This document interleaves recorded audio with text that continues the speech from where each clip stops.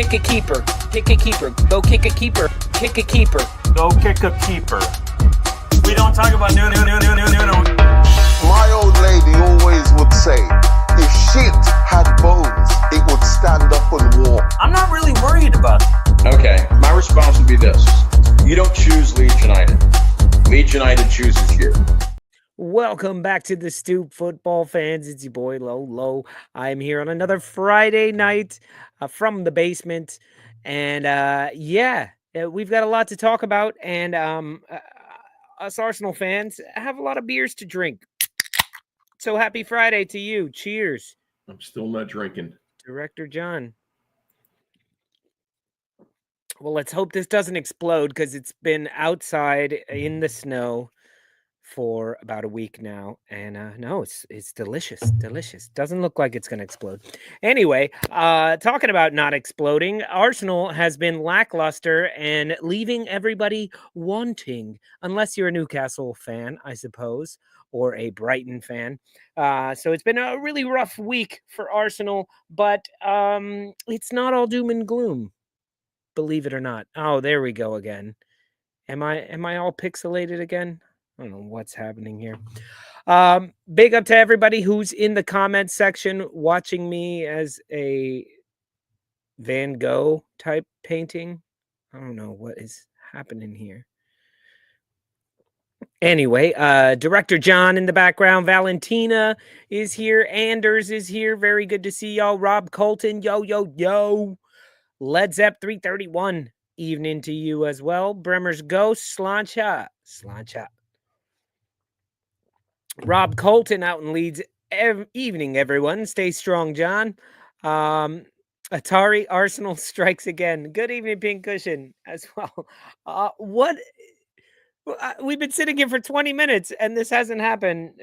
I don't know. What is going on? It has to be something with as soon as I hit the go live button, there you go. You better know. But now you're frozen. I don't get it. I'm bringing everybody else in. Yeah, I get it. Let's bring David in. So Mark is here. I don't know. Hi, how we doing? Hey, everybody. Hey. How y'all doing? And Mark.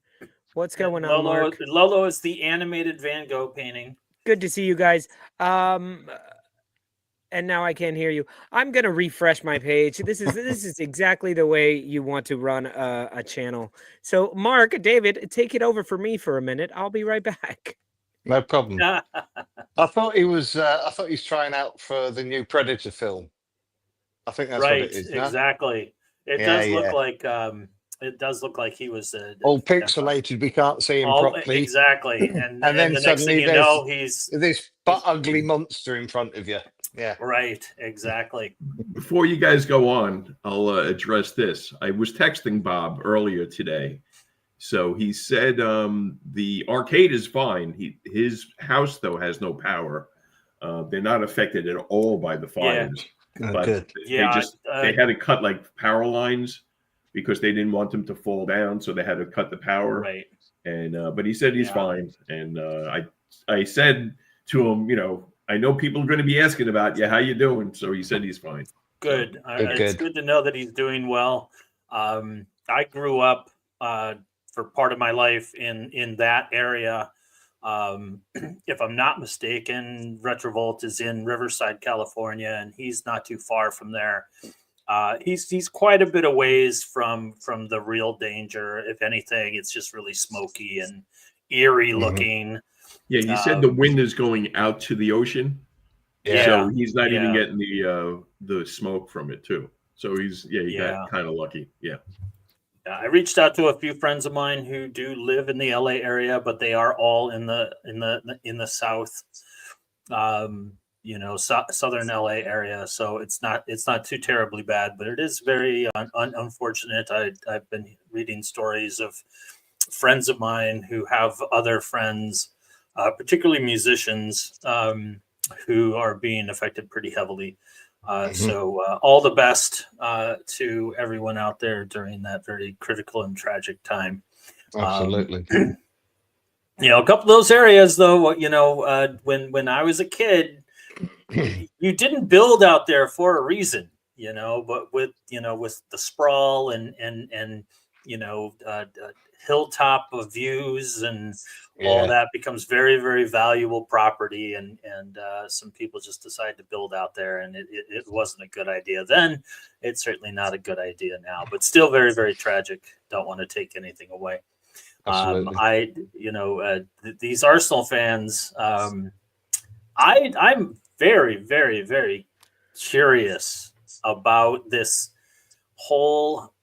Is it true? Is it true that there is a completely different ball that they use? Oh my God, that whole fucking thing was taken so far out of context.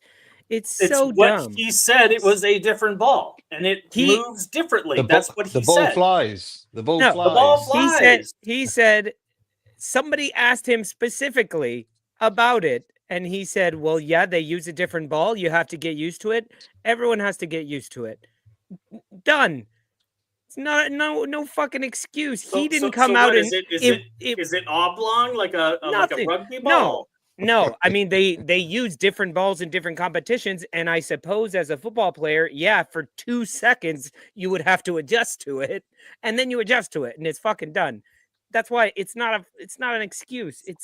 It's not a deflate gate type of fucking conspiracy here. Sounded a bit like an excuse. No. And there's big balls and there's little balls.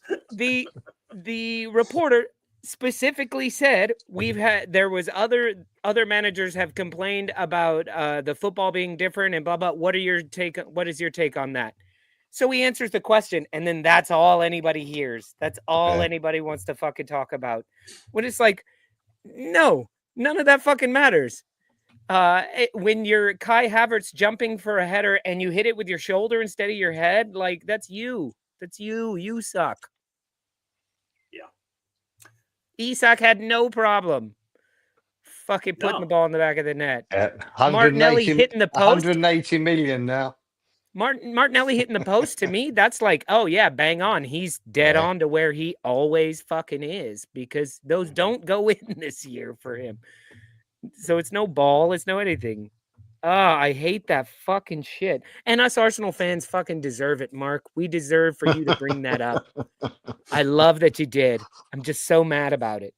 I wish I could be on the other side making fun of another team for saying that.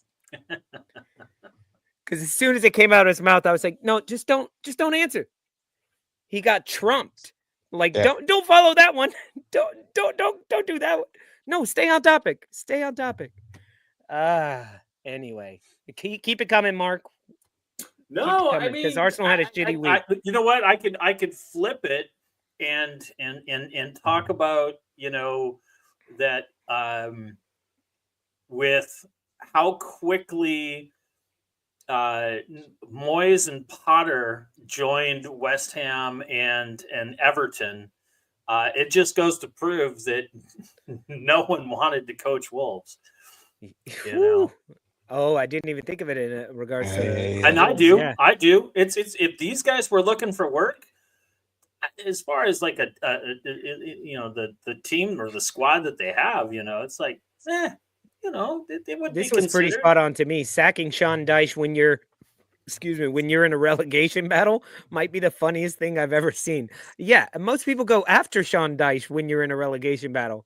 And I think Sean Dyche is actually doing just fine. Like he's doing well. He's doing well with what he's got.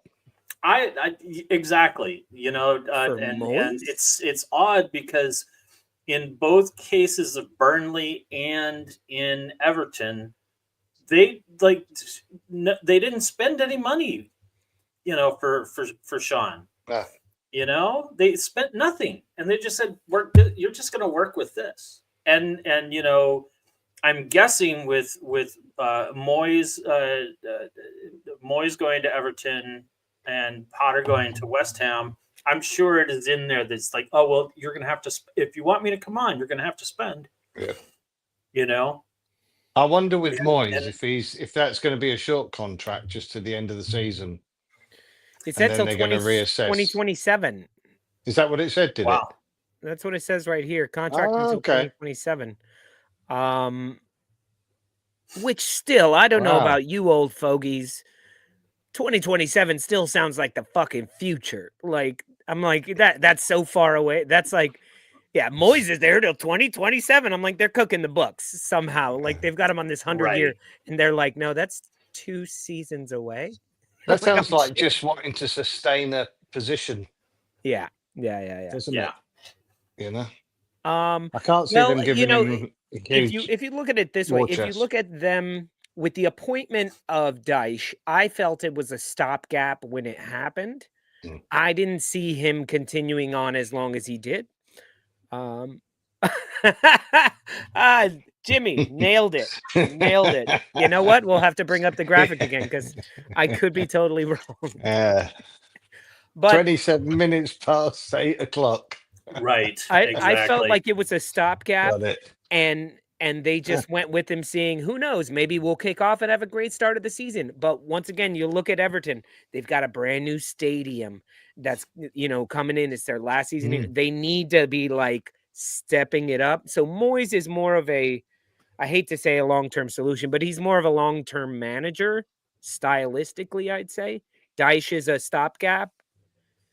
I might be wrong. Tell me your thoughts on it. But I completely agree. I do think that Moyes and Potter are kind of, hopefully for the clubs, a more of a longer time solution. I was looking at, the way I look at it too is just like, not only would these managers not come to Wolves because ownership is shit and they don't spend, but I don't see Pereira being a long time solution. I see Pereira, he finishes out the year, shows the rest of the league what he can do, and that he belongs in the Premier League, and then he goes somewhere else. Yeah, Mark, I hate to say, it seems like with your club, you may become this breeding ground of, not breeding ground, but it seems almost like they're rolling the dice on some random managers, where maybe one young, inexperienced manager will pop in for cheap and do something magical. Have a Xabi Alonso year, his one of his first years managing, and he goes invincible. Like, who knows? Right. And that could be this guy. Pereira could do it. And if not, they didn't spend that much money, and they get a new manager next year, and they'll stay right above relegation, and that's the goal. Yep.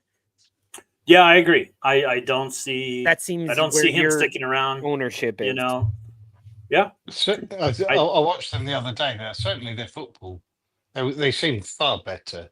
They seemed more relaxed on the ball and everything. The football was good to watch. I think there's pressure off. Because I think there's pressure. There's the league pressure. And that's just going to happen regardless. And then there's the pressure of, oh God, man, we're going to be relegated. We gotta play harder.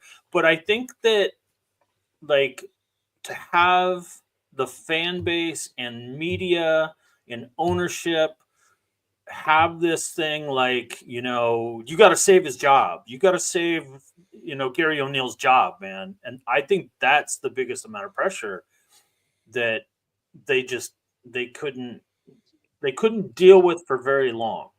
They had that little up against Fulham. They won quite handily, and you think that they've turned it around, and they're gonna do it for their manager, and then they turn around and they lose to Everton, and they lose to Ipswich, and they lose to all these bottom clubs. And that's it. And I like Gary O'Neill, but I mean, it's some footage that I've seen with Pereira, I like, some I don't. I mean, it was just like his, the first loss of, in the first 4 matches, he loses to, who'd they play recently? Forest. Lost 3-0 to Forest, and immediately he starts calling out these young kids that he had no choice but to start. Pedro Lima, he just didn't quite get it. He was missing his assignments, and Tommy Doyle, he's not gelling with Gomes the way that he should have. I think it's also like, is it a little too early to be calling out? It is. You know, it is. and Because I've read look that at he where has Forest this are, Mark. reputation. Yeah, you know, I mean, are they going to pull a Leicester? Are they going to just sneak in there and win the league? Absolutely possible. Absolutely. At this point, 20 games in, they've shown that they are the real deal there. But just to back off from Forest for a second, going back to Wolves, something David said you said you were watching them and they played some really good football. Wolves all season long have 20 to 30 minutes in every match where you're watching them and you're like, there's a team in here. Oh, yeah, Some of these guys are really good. Granted, a lot of that is Cunha, but creating the space for him to work his magic. And right. So it just seemed like Gary O'Neill definitely lost the locker room for a minute there because those 30 minutes per game were down to like 5 or 10 minutes. And he would score a goal sometimes in those 5 minutes, but the rest of the game, you're shit. You know, I mean, what I saw a team in the first half of the season, or not the first half, but the first tough stretch when they were playing all of like the big six. You know, they had that horrendous, you know, schedule, you know, where you would just watch them.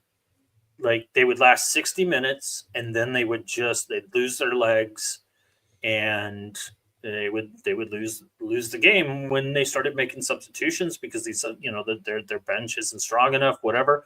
But that changed over after a while. They started hanging in there a little bit longer, you know. So yeah, we'll see. I mean, you know, well, I think Wolves have a good team.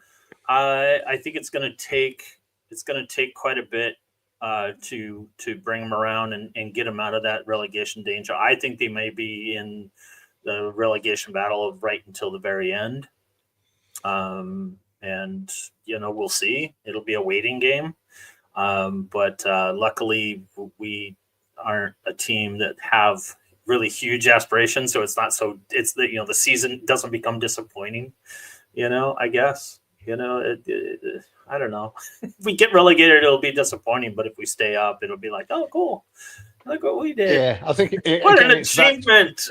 It's about consolidation, isn't it? After having such a poor start to the season and everything. Yeah. I think it's about consolidation, and anywhere below mid is going to be a good result, I think. Yeah, I agree. I was also thinking not too long ago, like earlier in the week, you know, with the new manager coming in and all the things, that, you know, just take a look at like, can I put together a starting 11 of ex-Wolves that are just ripping it up in the league? Can you imagine if we still had like Jota and Neves, or Jota, Cunha, and Neto as our front line, had Neves as a midfielder with Lamina. You know, it just, what an alternative universe. We're winning the league with that. In the bizarro Superman world. Well, I looked it up and based on the strength of schedule, you guys were third so far of like the third most difficult start of teams, and I stand by that. Like, now we'll get back to the Nottingham Forest bit where like you guys lost 3-0 to Nottingham Forest, but that first half could have been 2-2. Like you guys had Strand Larson missed a couple of just. Oh my! Actually, God. You know what? Strand Larson didn't miss. Matt Sells made some excellent. I think he missed one. He missed one pretty bad, you know. But Sells was having a fucking day. Sells is, and that's the magic of a team. That's the magic of a team that's in second place that isn't used to being there. Arsenal's in second place, falling backwards, going like, "What? We should be winning this. Why are we losing?" Nottingham Forest is like, "What do we say to the god of death? Not today." Not today. And Arsenal's like, "What do we say to the god of death? you want a corner booth? Oh, it's the you know, we got a death, man. I blame the ref. yeah. It's at 20. Here you go, Moss. Right, Harry, did you see that ludicrous display last night? What was Wenger thinking, sending Walcott on that early? The thing about Arsenal is they always try and walk it in. That is true. See you later, Moss. Well, there you go. Yep. Even way back then, they always fucking trying to walk it in. Let's talk about Nottingham Forest for a minute. That's a fun little topic because they are sitting in second place. They may be third on goal differential, but whatever. They're second, tied with Arsenal right now. Yeah. If everyone keeps saying how Arsenal is in a title race, then Nottingham Forest is in a fucking title race. And if you go by form and overall just how consistent they've been all season, Nottingham Forest has not veered very much this entire season. Arsenal did beat them, but they've been solid. They're one of the only teams to beat Liverpool, if not the only team to beat Liverpool. They've just been solid. Arsenal have been like this or like this. What do you guys think? What do you think of the team in general? You like how they're playing? Do you think it's sustainable? Do you think they bring it all the way down to the wire? You know what's interesting is I think manager and how he's got them playing, because they soak up pressure. They hit on the break. They hit so quick, and at the moment, Chris Wood is lethal, which is amazing because, quite frankly, he was almost getting written off a little bit. Oh, absolutely. But he's gone to Forest, and it's like a new lease of life to him. I heard a stat the other day. I was listening on the radio, and they were saying that 39% possession. That's generally what they have in a game, round about that. So they do soak up a lot of pressure. But yeah, and it's a different type of football. I have to say, I find that more enjoyable than the City pass, you know. Possession. Yeah, possession. Arsenal are the same, pass. You know, they have to soak up. Basically, they're soaking up, and then they're banging. And when they go forward with real purpose and everything. So I'm actually quite enjoying watching them. Plus, it's a little bit of an underdog breaking into that top 6, 7, 8. You know, upsetting the apple cart. Yeah, absolutely. And remember, like, when they came into the league 2 years ago and they just bought up everybody and they continued to buy up 22 players. You know, and they did have a little bit of a, you know, they did have a point deduction last season. What was it, 5 points or something like that? No, really they only got Maybe 2, it was didn't 3. they? 2. I'm not really sure. 2. But if you look at where they are as a team now, Chris Wood has been absolutely phenomenal for them.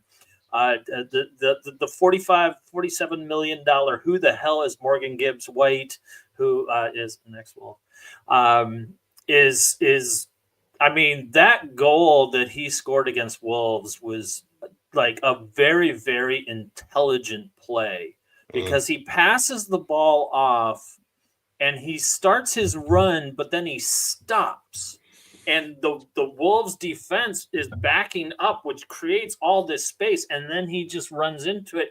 But he's not like running into it. He just very casually, very smoothly moves into it and scores. But it's just like, I mean, you just look at who they are as a team, and they're not just starters who are lacking, quality bench. They have a quality bench. I mean,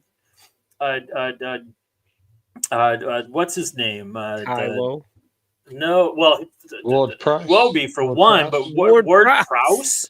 Ward Prowse can barely get a sniff.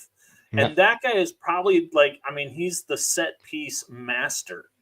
You've got Murata, or not Murata, but Murillo in the back. Murillo. Who is, Murata that guy comes on. He comes on off the bench, but Murillo, that's a that dude, you want to talk about a Rolls Royce defender? I mean, he would give Saliba a run for his money, you know. And do not fail to mention Ola Exactly. Aina. Ola I Aina. picked him up on my Iwobi. fantasy team in week 1, and he is the highest scoring defender. I mean, I think in the last like 8 weeks or so, but maybe in the whole thing. Sells easily the best, the top 3 goalkeeper, if not best goalkeeper. In form.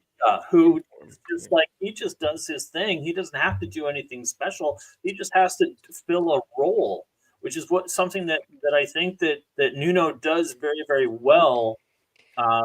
We talked about how that Forrest is willing to just let you have the ball, and it becomes that style of managing. It's not how long you have the ball; it's what you do with it when you get it. And I think that Forrest does really well, and I think Nuno does a very, very good job in saying, "Look, guys, this is your role as a football coach for the New England Patriots. Do your job." And everyone on that team does their job. They don't do it. There's no fancy flicks. There's no crazy back heel passes. There's nothing magical about what they do. It's all with purpose. It's all with purpose. It is pure football in a very distilled essence, and it is absolutely working for them.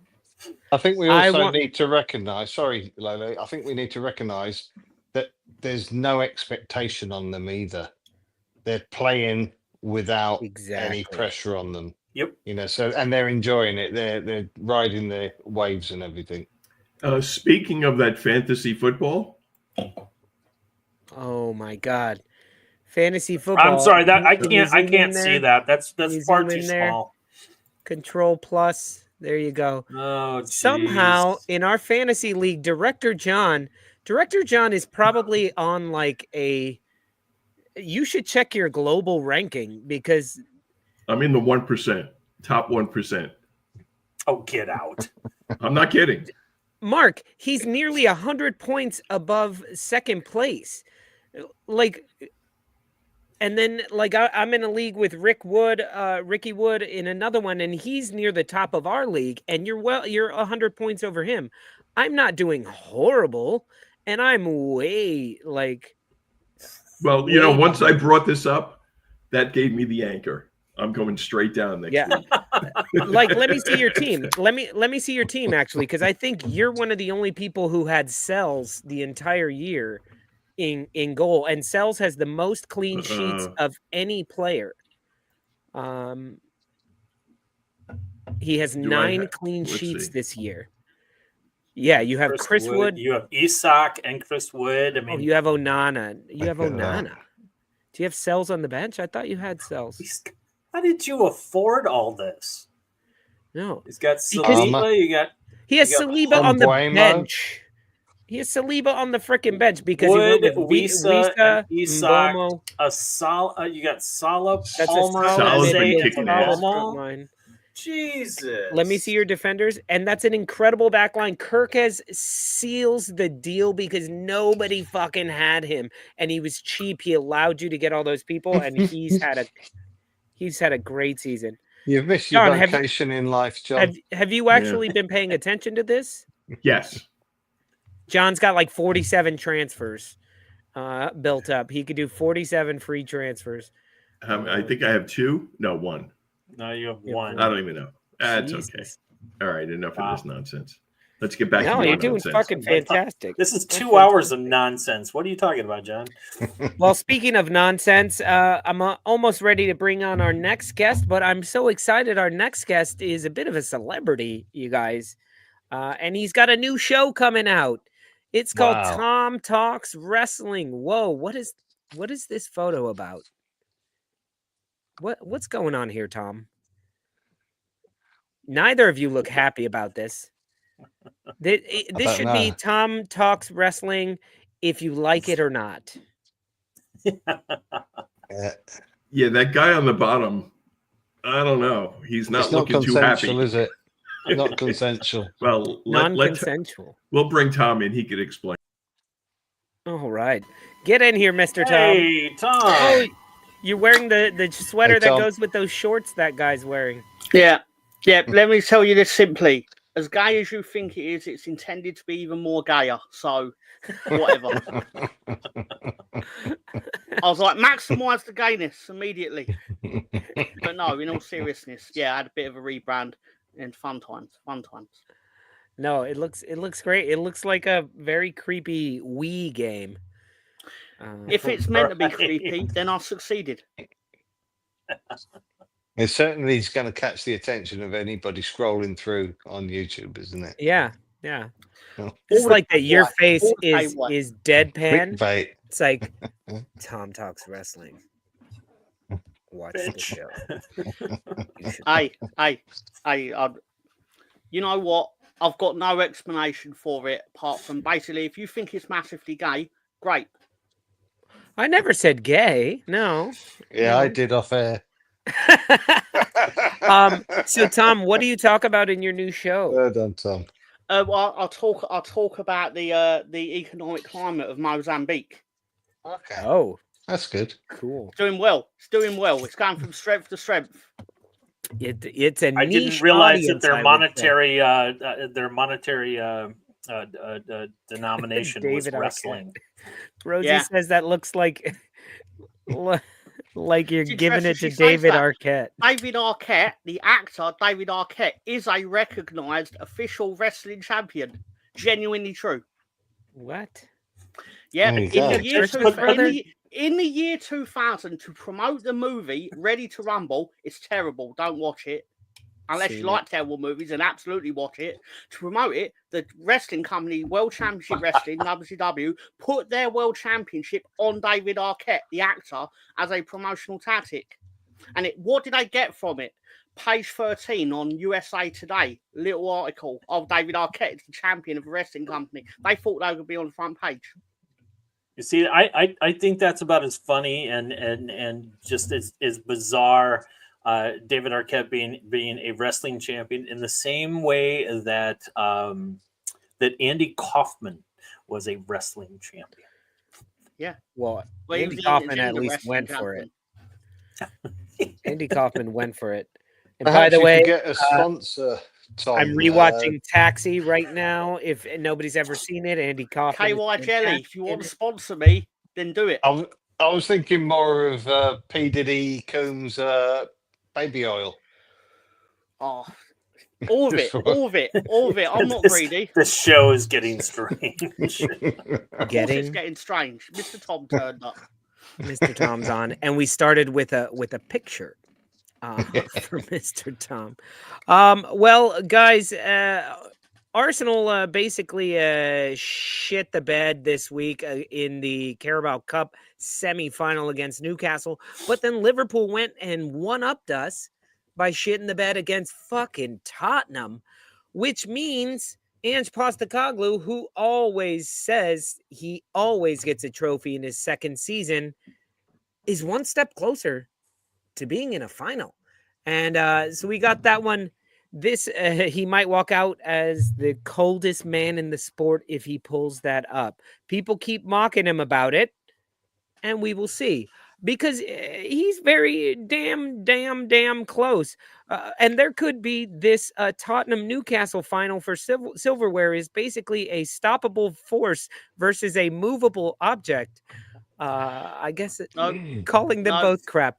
But guys, what do you, I don't think anybody had Newcastle winning and Tottenham winning this first round of fixtures. What did you guys think about those matches? Great games, really good games, I thought. And it just goes to show the team that gets used to the flight of the ball normally is the team that wins. It's a different ball, that's why. Indeed. Yeah. And then the airspeed of an unladen swallow. Indeed. Well, that European or African? I don't know. And we're back It's good for our game, good viewers games. who are not guys. Anyway.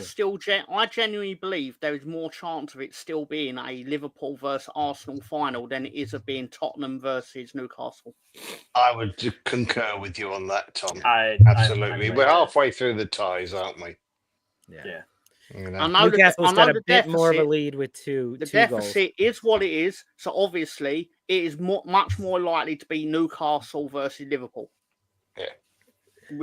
If we're being sensible about it. Yeah. Because Tottenham have got no defence and they're going to Anfield. And I don't want to presume, but I don't think it's the unintelligent point of view that it's probably going to be a difficult night for Archie Gray.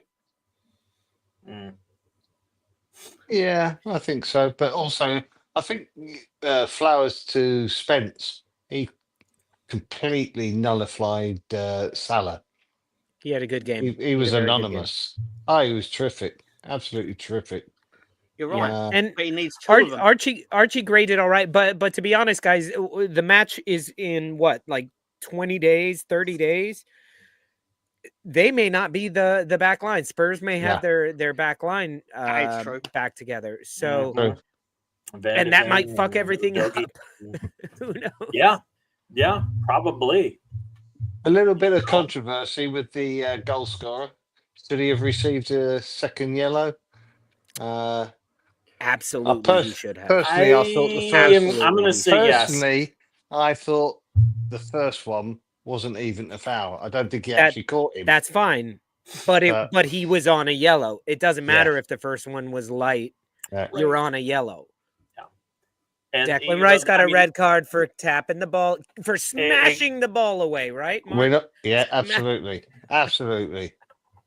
I'm saying if you're on a yellow card, Raul Jimenez, remember he like stopped a free kick or something like that. It's like, dude, that's an automatic yellow. Sliding in like that and stopping the play, missing the ball, like that's a yellow card any day of the week. And the ref didn't have the balls to do it, because it didn't want to affect the game. But it makes it interesting anyway for the second tie. That's the way to look at it as a individual, as a neutral. Go on, Tom. You were going to say something. Oh no, I was probably just going to be nonsense, and I instantly forgot it. But why I not? can make something up right now. Off the top of my head, it does make it more interesting. It's going to make it a lot more funny when Spurs do not go through. Yep. Because I was about to say I don't really have any ill will towards Tottenham. I have ill will towards every football team on earth, really. They ain't Leeds. Good for you, Tom. True. And you live in West Ham territory, so I'm sure it's easier for you if you're walking home and there's sketchy people to just go, fuck Tottenham, and then they don't rob you, right? Because they're like, all right, lads, he's all right. Hello, mate. What? Something like that. Fuck Spurs. All right. Yeah, you're good. You're good to go. I would, more than anything, I just want to I'm probably not going to get a chance to say this now. I hate Derby County. Derby County, we beat you twice. We beat you twice in a month. Go fuck yourselves. Happy New Year. They will not go fuck themselves, Tom, and you know that. They will go fuck sheep. I have been following Leeds since they initially first came up in the league, which was a year after I started watching football for real. Mm-hmm. And I've always had a very, very big love for the very tall Frenchman in the net. Miss Leslie. But I'm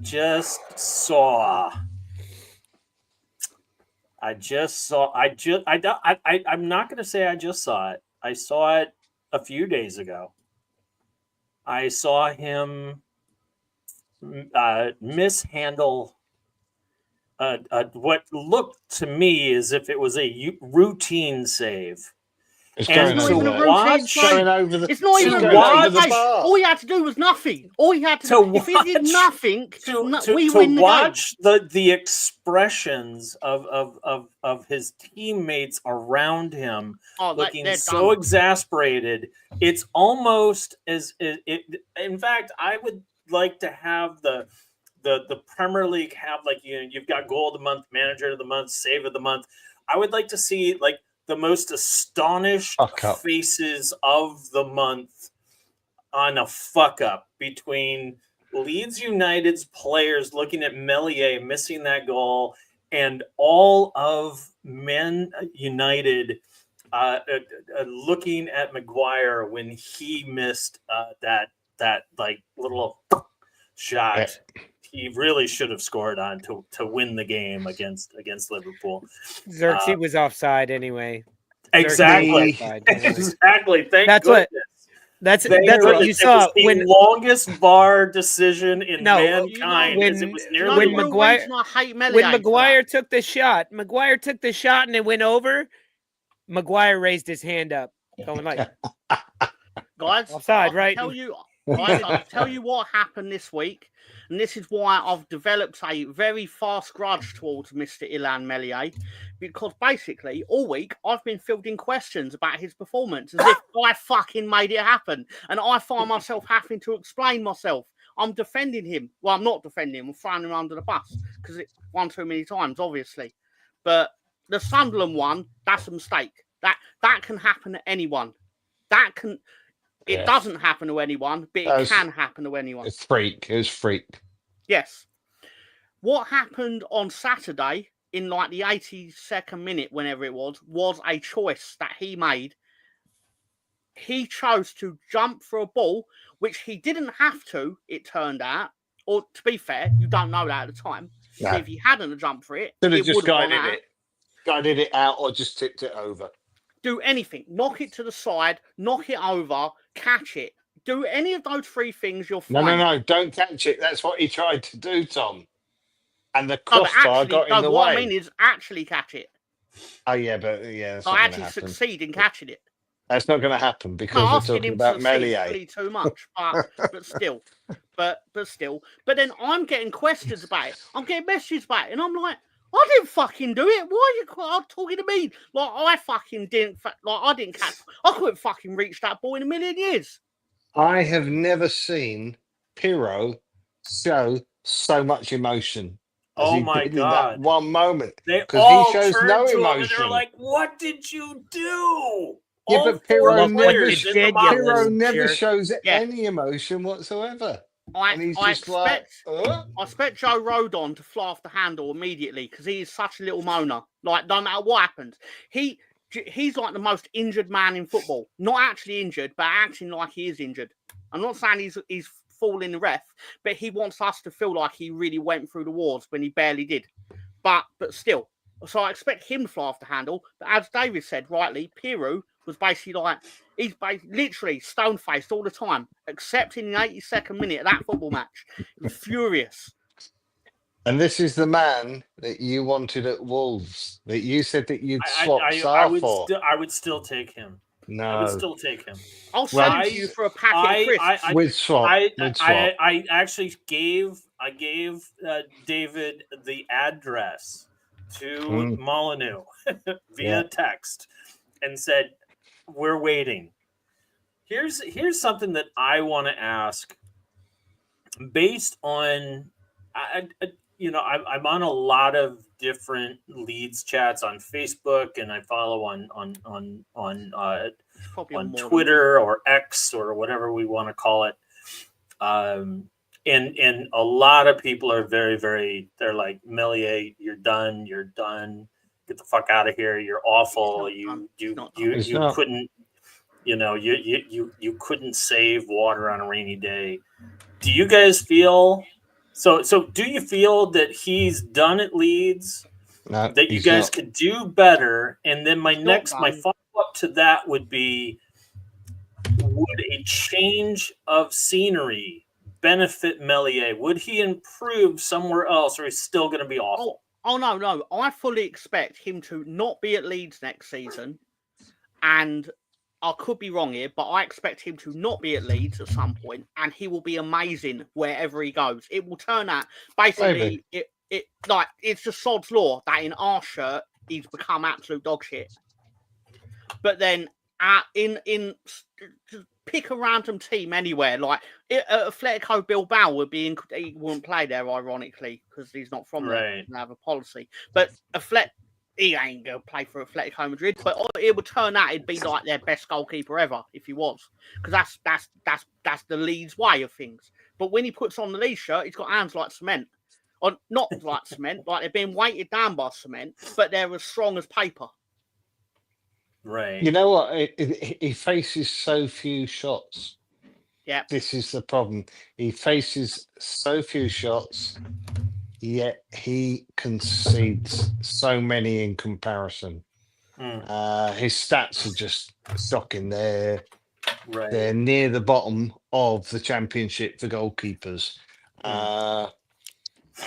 But he will be back in goal for the next championship game. That's what I'm predicting. Right.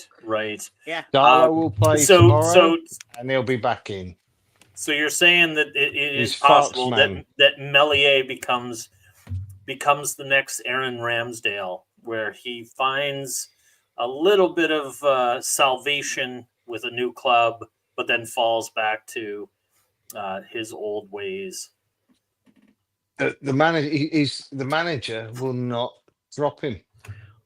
If he plays the next league game, I'm not necessarily saying I'm calling. Next Wednesday, I think it is. But when we do, it's Sheffield Wednesday. Yeah. So against Sheffield Wednesday, now to keep it in mind, we should play to a standard where we don't need a goalkeeper, because Sheffield Wednesday should not actually get a shot on goal. And I'm not saying that to tempt fate. I'm just saying that is the standard of our play, which actually shows how bad his performances have been. Because he's obviously not conceded a lot of goals for the championship, but he has conceded a lot of goals for the top of the championship. Yeah. And I could be totally wrong on this, but my feelings for nearly 10 goals more than Burnley. Well, I mean... But that's the difference. That is the difference in quality. And even if you look at Cooper playing for Sheffield United... But you're looking at the rest of the league. I mean... You know, I'm looking at the top 12 here. He's conceded the third least. Now, what you're not taking into account here, Mark, and I don't blame you for doing so, you've got to look, and I'm not going to do it because I'm too lazy, but that you will find, if you look at the actual amount of shots faced, he's probably faced 24 shots. He's got, I think it's about 30-something. Tom. Fair enough. It's about 30-something. He's got the lowest save per shot percentage out of the top 6 clubs, and I think he's ranks about 18th in that division.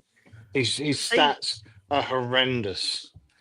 But it's genuinely true. The season we went down, David, Mark, and Lolo, you would have found, and I don't know the exact number, but you would have found out that on that run from like February onwards, where basically like everything that got shot in went in, it was something like he conceded 11 shots in a row, and there was about 14 games where he conceded the first shot at him on target. I think that's part of the problem, Tom. I think that's part of the problem is that he, as a young keeper, was basically had such a shit defence in front of him. And he was left totally exposed, and he's regressed. He has the odd little game here and there where he does pretty much what you expect from a keeper. Maybe makes one good save. Every other game, every third game or something like that. But he'll be here till the end of the season. David, do you find that? That's what I think. Do you find that with him, like, for example, in the first 2 minutes of the Stoke game, give him all the credit, he didn't win us the game, but he certainly prevented us from losing it, because that save in the first 2 minutes, that game would have gone in a completely different direction had that shot gone in, and it should have gone in, and obviously his reactions were good, and he saved it, and we went on to win. I think he made forgive me if I'm forgetting it, but he made another save against, like, Derby or something like that. But fact of the matter is that those are ones that probably should have been goals and he stopped them. But how many shouldn't have been goals that he didn't stop? You know what it is? That the game the other day against Hull, the first goal, he and the defense went AWOL. So He was let down that's horrendously. pretty much down to the defense. However, he started to come, then he hesitated, then he came. That's it. He's lost that easy lob over the head. The second goal we don't need to talk about because we've already spoken about it. The third goal, he should have. I think it was Byram who got his head to the ball to head it clear. Yeah. He should have taken Byram out, but that just shows what He he's needs like to as a get the keeper. ball. He flaps. He doesn't go with his fist. He goes flat-handed, and he flapped, and he was nowhere near the ball. And he should have got and readjusted his position. His positioning at times this season. I'm no goalkeeping coach, but his positioning is been shocking. But as I say, Bart will stay with him. Yeah, I think they're almost like I've got a we've theory got a on good why. enough team so that it doesn't matter about the keeper. I think that if I was to like critique Melier, Still and top again, with him. I think he has more quality than he shows at Leeds. Is Stats don't show that it, Mark. I know it shows you how much I know. Is that he relies too much on his length. You know, he's like, I'm big, I'm tall, I have a wide wingspan, I have long legs, and that's going to get me through. You know, and He needs to hit the gym. it tends to be a little bit more of to rely on that is a little more of a detriment. On the other side of the coin, you look at somebody like David Raya for Arsenal. Dude's like he's listed at 6 feet. He is not 6 feet tall. He's probably about 5'10". But like he is like they call Messi the flea. But this guy is like Melier's coach didn't give the goal away. You know, yeah, I have no idea who is. I don't even know the name. You know what? But it just seems like he relies on his natural talent and not developing a lot of talent. So as much as I do like the guy, as much as I do think that he's a quality keeper, and y'all will definitely agree with me or disagree with me on that one. Oh Jesus Christ! Look at this guy.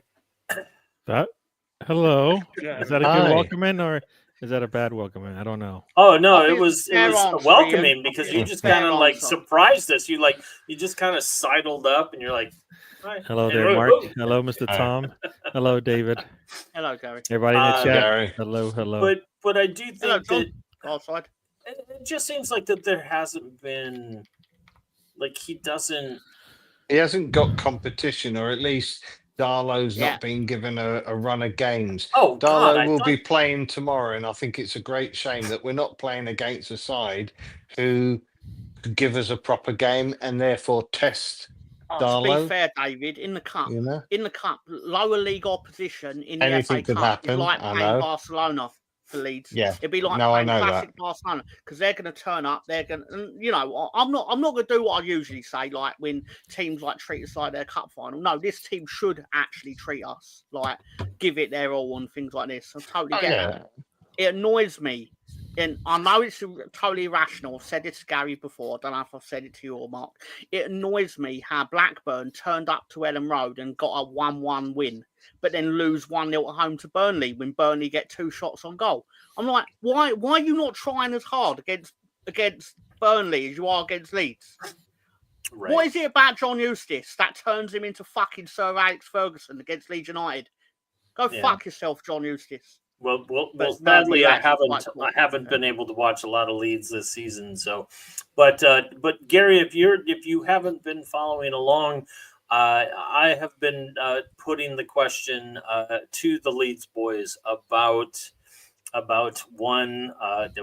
certain goalkeeper, Melier, and his horrendous showing on Saturday. And whether or not he would have any sort of like career renaissance with another team. The team that plays it goal. I don't know. I.e. Aaron Ramsdale. You summed it up there. I don't know about the. Yeah. No, you know what? He's had some. He's got a YouTube reel that is not good. All right. Like there's one thing when you're like Ramsdale. I'm sure I have a YouTube took on like an reel average that of is like not 30, very 40 good. shots a game, but he's doing this kind of all by himself. You know what I mean? Like yes, the goalkeeper's by himself a lot, but I mean fluky goals to miss out on a win, in games and just. I think they worked out that if he hadn't made the number of blunders he had this year, we'd either be 6 or 8 points better off. Yeah, I mean, it was the Sunderland game, right? Which the Sunderland game means was 2 points right there. The Sunderland one, I can forgive him because Okay. it took a freak bounce. I can forgive him that one, but there's so many other incidents, and we should be another 6 to 8 points better off. So we should have a nice gap, But yeah, but it is weird that he's going to make it difficult for us. Yeah, it's also weird that Leeds hasn't tried to bring somebody in to at least They brought Carl Darlow. No, competition Darlow reasons last where they year. actually get a Darlow, legitimate chance, though.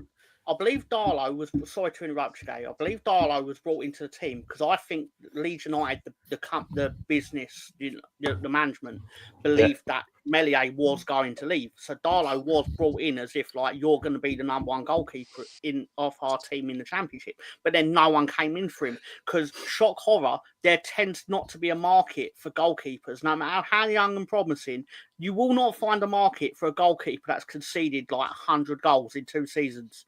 People tend not to want someone that lets in goals. Yeah, but I mean that right there should be the reason why you give somebody else a chance, or you at least make it a competition internally, not externally, but internally. Guys, one of you will win this spot, and we'll figure that out. The whole Leeds pretty much the whole Leeds fan base is saying that. Give Darlow a go. Darlow has played a couple of games for Wales, and he's done more all right games for Wales than Leeds. Yeah, and he actually won man of the match in one of them. So he can't be that bad a keeper. But listen, this is where I've not criticised Fart this year, but Fart does what Fart does, and I'll leave it at that.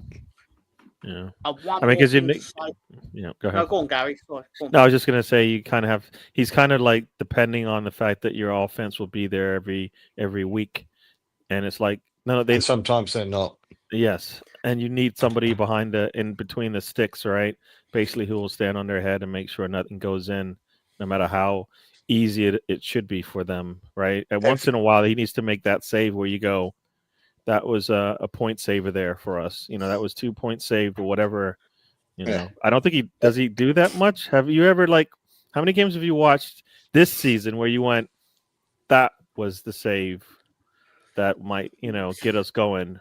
As Tom said earlier, he's done a couple of saves early on whereby we might have gone a goal behind. Yeah. So it sort of kept us in the game at being 0-0, but he's not done a save. Well, you go back to last season when he actually made a save where you go, that save, that won us the game. But he's not facing a lot of shots. This is the thing. He doesn't face a lot of shots, but he lets a lot in. Like for example, to be fair, like Ian's comment, Pincussion's comment here focused on one player, but because this one player is very obviously become a problem to a team that is so far ahead of the competition in terms of one-on-one areas on the pitch, and people are quickly taking advantage of the obvious thing that its goalkeeper's a bit ropey. Even for he's ropey in the Premier League, he's ropey as fuck in the Championship for some reason, and he is. Because things have happened that have proved that.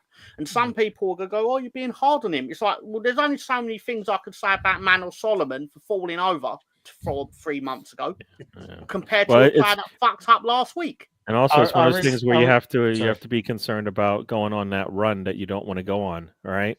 Because when you go on that run, and it seems to always happen, right? Every team goes through it. We saw it, last year. even though they won the league, they still struggle for a bit, and but when that happens, it's going to be even worse because that means the defense in front of them will be just falling over themselves. The offense can't click, and then your goalkeeper is doing if he's consistent, then then the game's over pretty much, right? As long as they put shots into the box, kind of thing. So that's the concern, right? It's like, yeah. And I think also that as far as like what Pincushion had to say, it's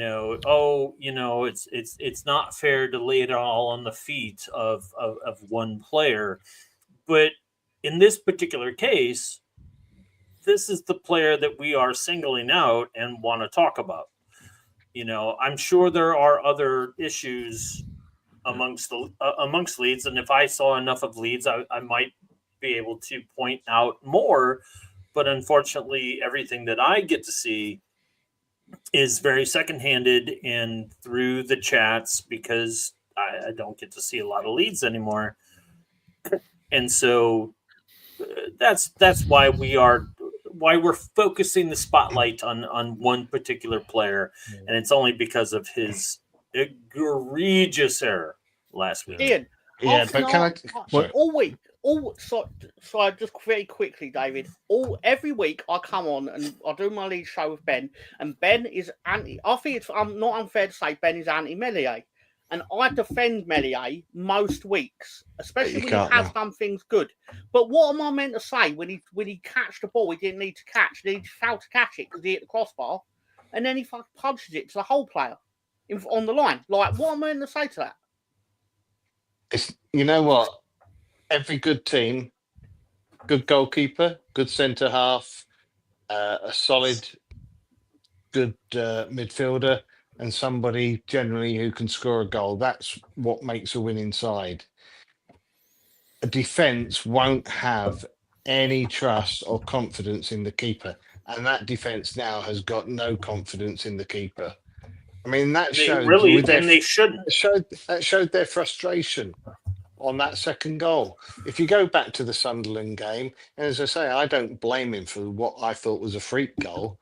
Yeah. But Firpo stormed off the pitch, and some of the fan base were saying, "Well, that's not right. He shouldn't have done that." Well, yes, he should have done, because that's the standards that you should be setting yourself. Absolutely. And I'm not surprised. Okay, they've come out with a big PR thing now that they're all in it together, blah, blah, blah.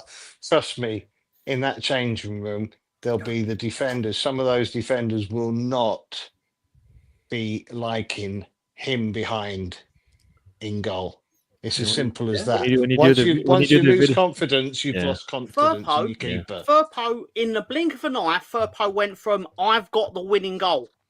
I'm literally about to get the winning goal in this game because that whistle's going to go to, "Oh shit, I've scored an own goal" because the ball bounced around the goalkeeper. I think you mentioned it on your show, Tom. You mentioned it on your show.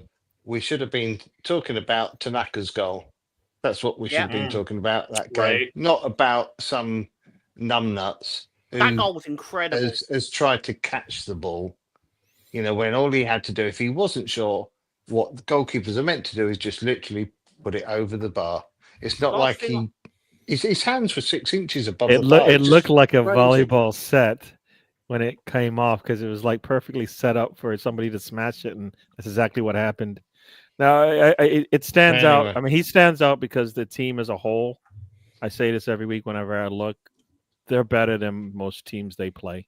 Those teams have to be playing their best football against them to keep it close, because once you guys turn it on, it's over usually, right?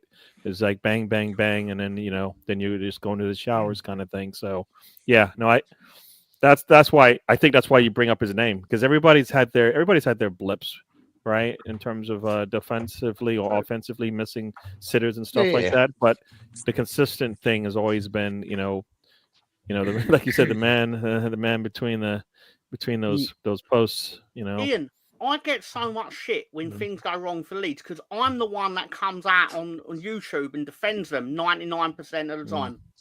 And I have to then get comments from David either after the show, if he watches it backwards or that, or even on WhatsApp, and basically getting an explanation from me, like I'm the Leeds United representative. To which all I could say last week was like, yeah, David, that's right. What you've just said, I have no comeback for it. That's it. Yeah. He should be coached to catch the ball. Well, as a bunch of people have stated, that the goalkeeper position is an extremely difficult one, because you can be great or not do anything and still be good, and then the one mistake you make can be so costly. That alone makes it tough for a keeper. But I think David had a very, very strong point. When your back line starts to distrust you, then more shit starts to happen. And so that's where I think you need to look at. That's where Fark needs to go. Okay, I don't want to bench Melier, but I can tell there's something wrong with the relationships here, and he needs to be a relationships manager as well. And maybe it is time to go, okay, you know what? Let's try something else. Can I say one more thing about goalkeeper? And I promise you, it's absolute nonsense. It's genuine nonsense. He's going to say it anyway. But we're of course. But we're all intelligent gentlemen. And Gary, no, I've a lot of love for Gary. We're all intelligent gentlemen. We're all intelligent gentlemen. No. If you see what Gary does for it, he's an intelligent man. It's fine. But in all seriousness, does Melier have photos of Daniel Fark with a horse? Maybe. Because that's the only other realistic explanation as to why he'll be playing against Sheffield Wednesday. Yeah, maybe. Has he caught him doing something he shouldn't have been doing? Well, there's a large contingency of the Arsenal fan base that believes Mikel Arteta has some dodgy photos of the Cronkies. So, yeah. So, quite possible. But guys, we are at the halfway stage right now, and as you saw on the comments section in our YouTube stream, we've had a poll up for you all to be able to choose which halftime video you want to see. And I think it's only right that if it's not Leeds United, fuck 'em, is the one that won, because we've been talking about Leeds for the past 20 minutes, 30 minutes. So you're going to play Murder Gun, right? So, no, I'm going to give the fans what they want. And then when we come back, we will do Betting in the Dark with Mr. Tom, and we will not talk any more Leeds United. So, that being said, it is halftime. We'll be back in about 3 or 4 minutes. So, smoke them if you got them. Go to the turlet. We'll be right back. I got an invisible. Here's a question. When you guys were in the desert that was the championship for 16 years, did you watch any Premier League games? No. I didn't watch any of them. Fuck them. I didn't watch a single minute of a Premiership match. Swear to God. I didn't give a shit. I must admit, I used to. Or anything like that. No, I still don't watch. I don't watch anything but Leeds, mate. Nothing but Leeds. That's it. And that's all I care about. I must admit, I'm with James this season. This season, I've struggled to watch other games. Bielsa watches everybody. You should too. No, and what I really hate is like people like talk, oh, that was a great match, man. That was a great match. And it wasn't even involving your club. I mean, no one cares. No, I don't care about that, man. No one care. I don't care about anything that doesn't involve Leeds. All right. So in the last 15 years, I fucking love you, James. I love Leeds. I love Leeds. How many times have you watched? I love Leeds. Full stop. So full stop, mate. I love Leeds. I don't give a fuck about anybody else. 15 years? Like, is that what you're saying? Like, you didn't? Did you watch Lionel Messi or Ronaldo or anyone? No, nobody watched. No, don't care. I don't care. I only care about Leeds. That's fucking insane. I don't know. I don't even know who those people are. Who are they? How do you know how Lionel Richie and someone? I can't remember. What did you say? James. I'm in a bubble, mate. I'm in a bubble. It's called the Leeds bubble. I'm there. I'm here to stay. I signed up for this 40 years ago, and I'm not leaving. It's the 40 years. I wanted to ask you, James. I don't watch. I don't give a fuck about any other team. No. I really don't. Well, in that case, you on the today's train. one. I hate Today's them all. one I hate for them Boris all. because we scored There's it. varying degrees of hatred. Right. But This is going to make me hate you. See, James, that's the thing is you think that like bothers James at all? James he expects that you hate Leeds. He comes. I want you to hate Leeds. Exactly. I want you to hate us. You Well, know, after this I don't season, want you to like us, any of you. Beat you. No. Look, I love your hatred, man. I feed off of it. I feed off your hatred like any Leeds fan does. We don't give a fuck. You hate us and we don't give a fuck.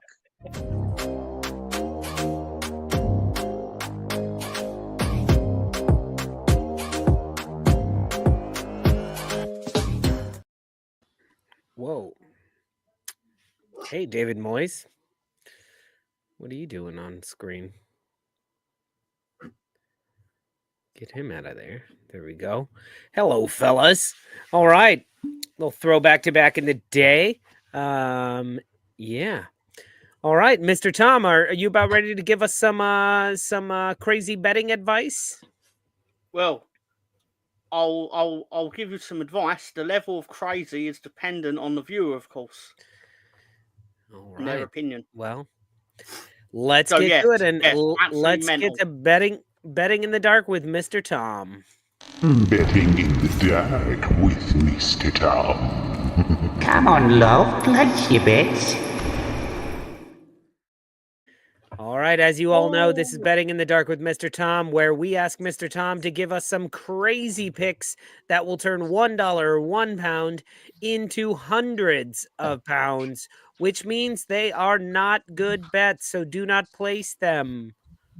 But if you do, keep it down to $1 or so, and when the fun stops, stop and blame Tom. All right, so Mr. Tom, you got Finger the Duck there. What you got for us? Cyril, everyone's main man, Cyril. Cyril wants to say hello to Gary, of course, because of course he does. Cello. Right below. Brought to you by Murder Gun. Murder Gun. In a world. It's Oscar nominated. It says so right there. Officially. For your consideration. I wouldn't take the Oscar, but I think Murder Gun is up for a Golden Glove. Oh gosh. All right. Reading versus Burnley. What are we doing? FA Cup? Oh FA yeah. Cup, I guess all we have is FA Cup. That's it. I mean, what else am I going to pick from? If you want to see all your big clubs, all your Premier League matches, go fuck yourselves. It's FA Cup time, baby. All right.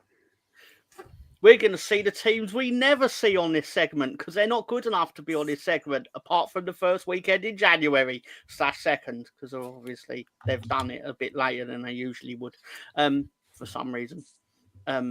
So yeah, I've gone with Reading to come from behind to beat Burnley with Ashley Barnes. Well done, John. On for the record, John correctly selected the correct players.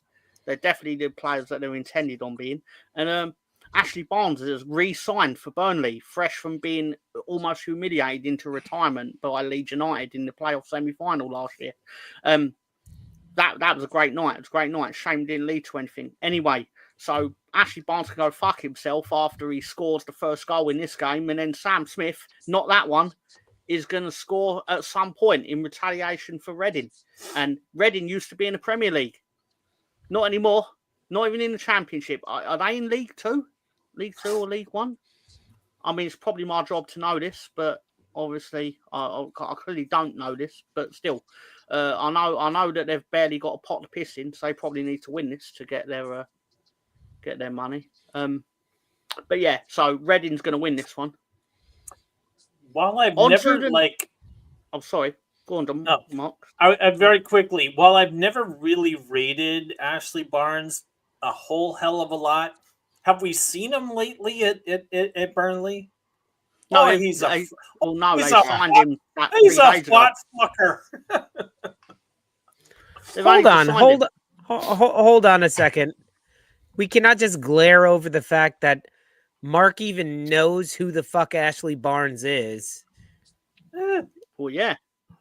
He's a notorious whiner at Burnley. He used to play for Burnley. That's just amazing. I'm just like, give Mark his flowers. He knows who Ashley Barnes is. He knows that Ashley Barnes gained weight. That's fucking insane. He's a fat fucker. The days of you Stoke or somewhere like that. The days of you not even knowing Romelu Lukaku are over. No, that's pronounced. He played for Norwich against Leeds in the semi-final. Of course he did. Of course he did. Yeah. He was shit, wasn't he? Because that whole time you were talking, Mark, talking about Ashley Barnes, I was ready to say, you mean Harvey Barnes. And I was like, no, he actually knows. He actually knows who he's talking about. Ashley Barnes, he's like in the twilight of his career. Oh, just hanging on a little bit of empires. He is a fucker, but it's got all the hallmarks of all the games I've picked from this weekend all follow a similar scheme. So basically, I'm hoping at least one of them pans out, because if one of them pans out, it's profit for everyone. But at the same time, it's going to be the best team scores, the higher ranked team scores first, and then we get a cup upset. That's the way to maximise the money on this. Mm-hmm. Well, that and doing 1-0, but that doesn't really pay the big bucks, let's just say. Mark Dice Clay ain't fucking dining out on a 1-0 victory for Reading. I can tell you that for free. But Mark Dice Clay likes his money. Hickory duck. I do love my money. I worked all day. All right, moving on. What's in the bowl, bitch? Little Miss Muffet. I've gone for my local Leyton Orient to defeat Derby County in the third round of the FA Cup, and I'm going to use the theory of Derby County need to go fuck themselves. And I was never, even if Derby County were playing Manchester United, I would have picked Manchester United because fuck Derby County. No, it's not true. It's not true. I would have actually gone into their way to find out if both teams could lose, but apparently that's not in the rules. But in all seriousness, Derby County are going to score first. That is Jerry Yates. I had to double check myself, despite the fact that he played against Leeds twice in last month. Mm-hmm. Did fuck all, by the way. But he'll score first. Then Sonny Perkins of Leeds United, he'll either not play or he will score. And money's probably get more money if basically it ends up 2-1 and Sonny Perkins doesn't play. Orient are in the Div 1. Yeah, they are in League One. Yeah, how are they doing? For example, they won every game in December without conceding a goal. Yeah, I thought they're doing all right, aren't they? There's a good chance of an upset, if you like. Yeah. Under the theory of a team in form in the lower division will always tend to get a result against a team that's not doing well in the division above. Yeah. That's not a bad bet, that one. Don't know so much about the players. I'll bow to your greater knowledge there, but certainly the result. Knowledge. Sonny Perkins is the only one that I know who plays for Leyton Orient, and under that theory that because we loaned him to them. Right. I was going to say he's former Leeds, right? Yeah. He'll never play for Leeds. Not again. No. We sold him a proper bill of goods. Yeah. You could stay with West Ham and win your Europa Conference League medal or whatever, but no, instead come to us and play in Premier League 2 or whatever they call it. Yeah. Don't go to the next one, John. Gary, we're on to our third bet from Mr. Tom. So do you want to put a side bet that the last one is going to be Manchester United beating Arsenal? I mean, you know, it's got to be. It's the third one. He hasn't mentioned it. I'm just wondering if Mr. Tom has the ability to pick Manchester United to do anything. You know what? That's like asking him, will he breathe in a second? Yeah. I think you two are very cynical. There you go. You know what? He just wants to see me like crunch, go. Yeah. That's what you want to see. No, I took a week off, right? I took a week off of picking the Arsenal game, partly because in the FA Cup third round, it's about the smaller teams, not the nonsense top 6 clubs that don't even care about it, but then will end up battling out to win it when their reserves get far enough and they can throw them out of the lineup. So we're not going to see Manchester United match then, yeah? You've got more chance of seeing me shitting my hands and clapping. That's a different channel that Tom is. We don't have the graphics for it. I do think that is on the Stoop after dark. I hit the button. I hit that button that said I can see it. So I don't know. Tom, honestly, if that was one of our channels, it would probably have way more subscribers. The channel is Mr. Tom crapping in his hands and clapping. That's it. Every video. You would probably have an OnlyFans account. That's gonna be our bio break. No, that'll be. It won't be in the crapper. It'll be Mr. Tom and there's always a poll because you need to know kind of what did he have that night. And we'll say for Patreon subscribers, you get to it watch. It won't Tom be pizza. Not shitting his hands. The only way to see Tom not shitting his hands is to be a subscriber, Patreon subscriber. Can we keep this classy? We started the show. John, this is as classy as it gets. I might consider purchasing a bidet. Oh no! Nobody wants to see that. I think John being top of the table now, so he's suddenly believing that this program's something that it isn't, He's like, listen, guys, I'm in the top 1% in the world. Come on, people are watching me. People are watching this show for advice, and you're picking fucking Leyton Orient over here. Come on. He picks Mo Salah for his fantasy Premier League team, and all of a sudden he thinks he's basically sitting there going, I don't want to talk about shit and all this. On Saturday night or Saturday morning, I'm sorry, his fantasy league is absolutely illegal. There is no way that he should have all those superior players. That's incredible. That take. I think he's on. I think he's on steroids, and he's found some sort of hack. Yep. And he's not sharing it. Yeah. Because there's just no way. Maybe there's a way. Of course, there's a way. No, it just shows you the more you know about football, the shittier you are at fantasy.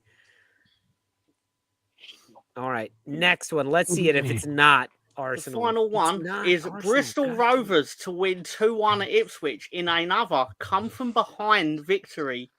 Basically, Liam Delap's going to score first because who the fuck else scores for Ipswich? Yep. And Chris Martin, not that one, scores for Bristol Rovers in a 2-1 win. And you I may be want it to thinking, be that Chris Martin. I mean, it'd be fascinating if it was. But in all seriousness, I've not picked Ipswich to win this one because I'm highly confident they're going to run the table in the remaining games and win every single one in the league. So I thought I'd take a break from that and basically not pick them to win.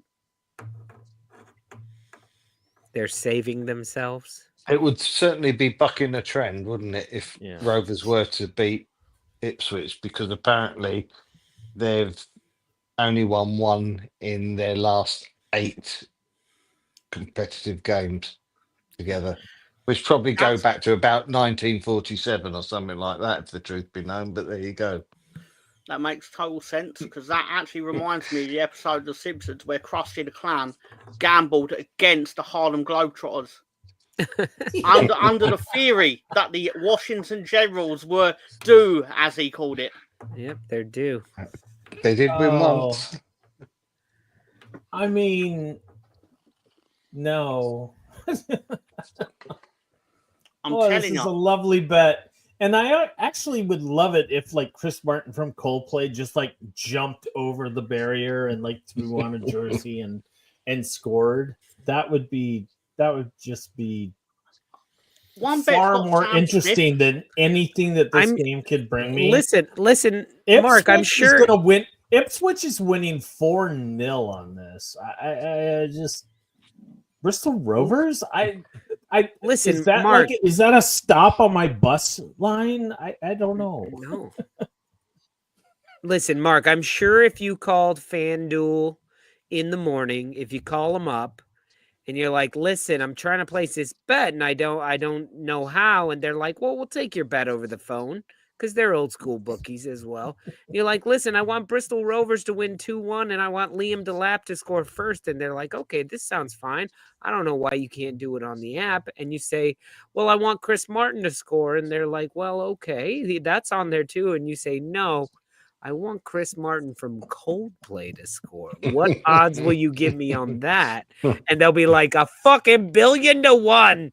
Give me your money. They're like, we can't take like that bet. You pick an They amount. really would be like, because like on FanDuel, when you like place a bet, or maybe it's on MGM Bet, but you place a bet that's just so big that they're just like, no, we're not taking that. Yeah, I've done that where like I've only been allowed to place a $1 billion 1 cent. and no. Yeah, you can place a 1 cent bet on some of these, and not anymore because the payout is like $500,000. And they're like, as much as we want your money, if this happened to hit, we can't pay you. Yeah. Well, I think it would be a good phone call. If you do call them, if this happens, this is a nice car payment winning. I think that's the level. That's the level that this comes. This isn't I think if anything, this bet. And I want to say thank you, Mr. Tom, for putting this together, because now I know who Bristol Rovers are. No, you don't know who Bristol Rovers are. Yeah, because I was going to ask Bristol. I said Bristol. You put an N on the end, buddy. Did he say oh Bristol? my God, Put an N on the end.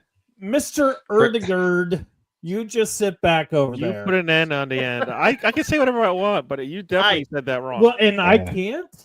And when you're saying, I don't know who the Bristol Rovers are, nobody knows who the fucking Bristol Rovers are. Let's be fair. Take it over, Mr. Bristol Tom. Rovers probably ain't winning tomorrow. But you know what? Tomorrow morning, you call up FanDuel and you go, I want the Bristol Rovers. I am and changing Chris Martin my from pool league Coldplay name to the Bristol Rovers, and we're gonna win it all. And history will happen with the Bristol Rovers. Hey, FanDuel, how much do I get on Bristol Rovers beating Ipswich and Chris Martin from Coldplay to score the goal? They're like, whatever you want. Hey, you I think what the other side bet. I think what you'll find, Mark is actually quite right, is that there probably is a Bristol Rovers, and it will be the works team for Bristol company, which are makers of toilets and crappers and things like that. Right up your alley, Mark.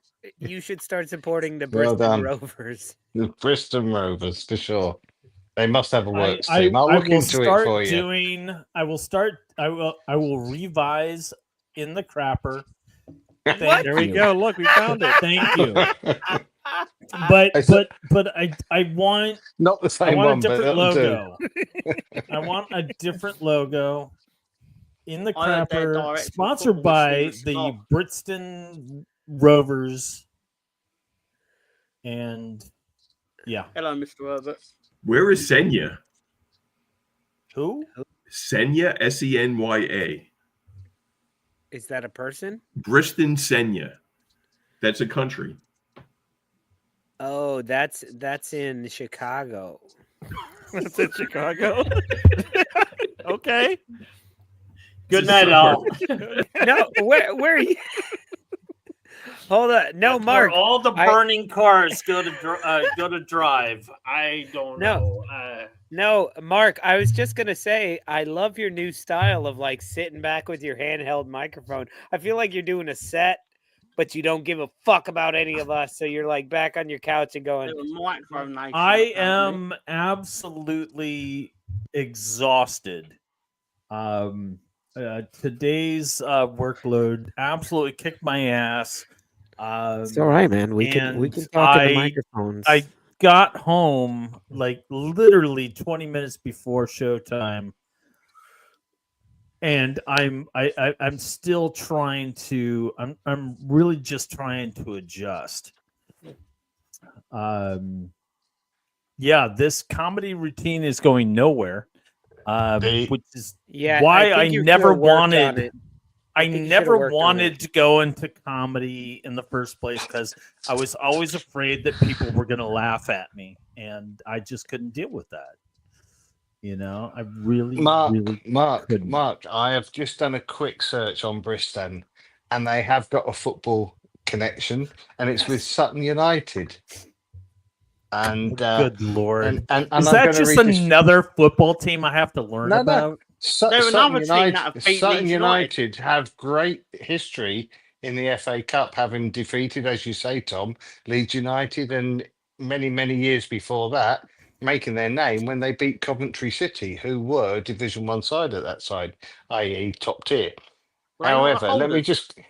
I think they might have been at the time. It was round about that time, wasn't it? I think that emphasised the shock because they were defending champions.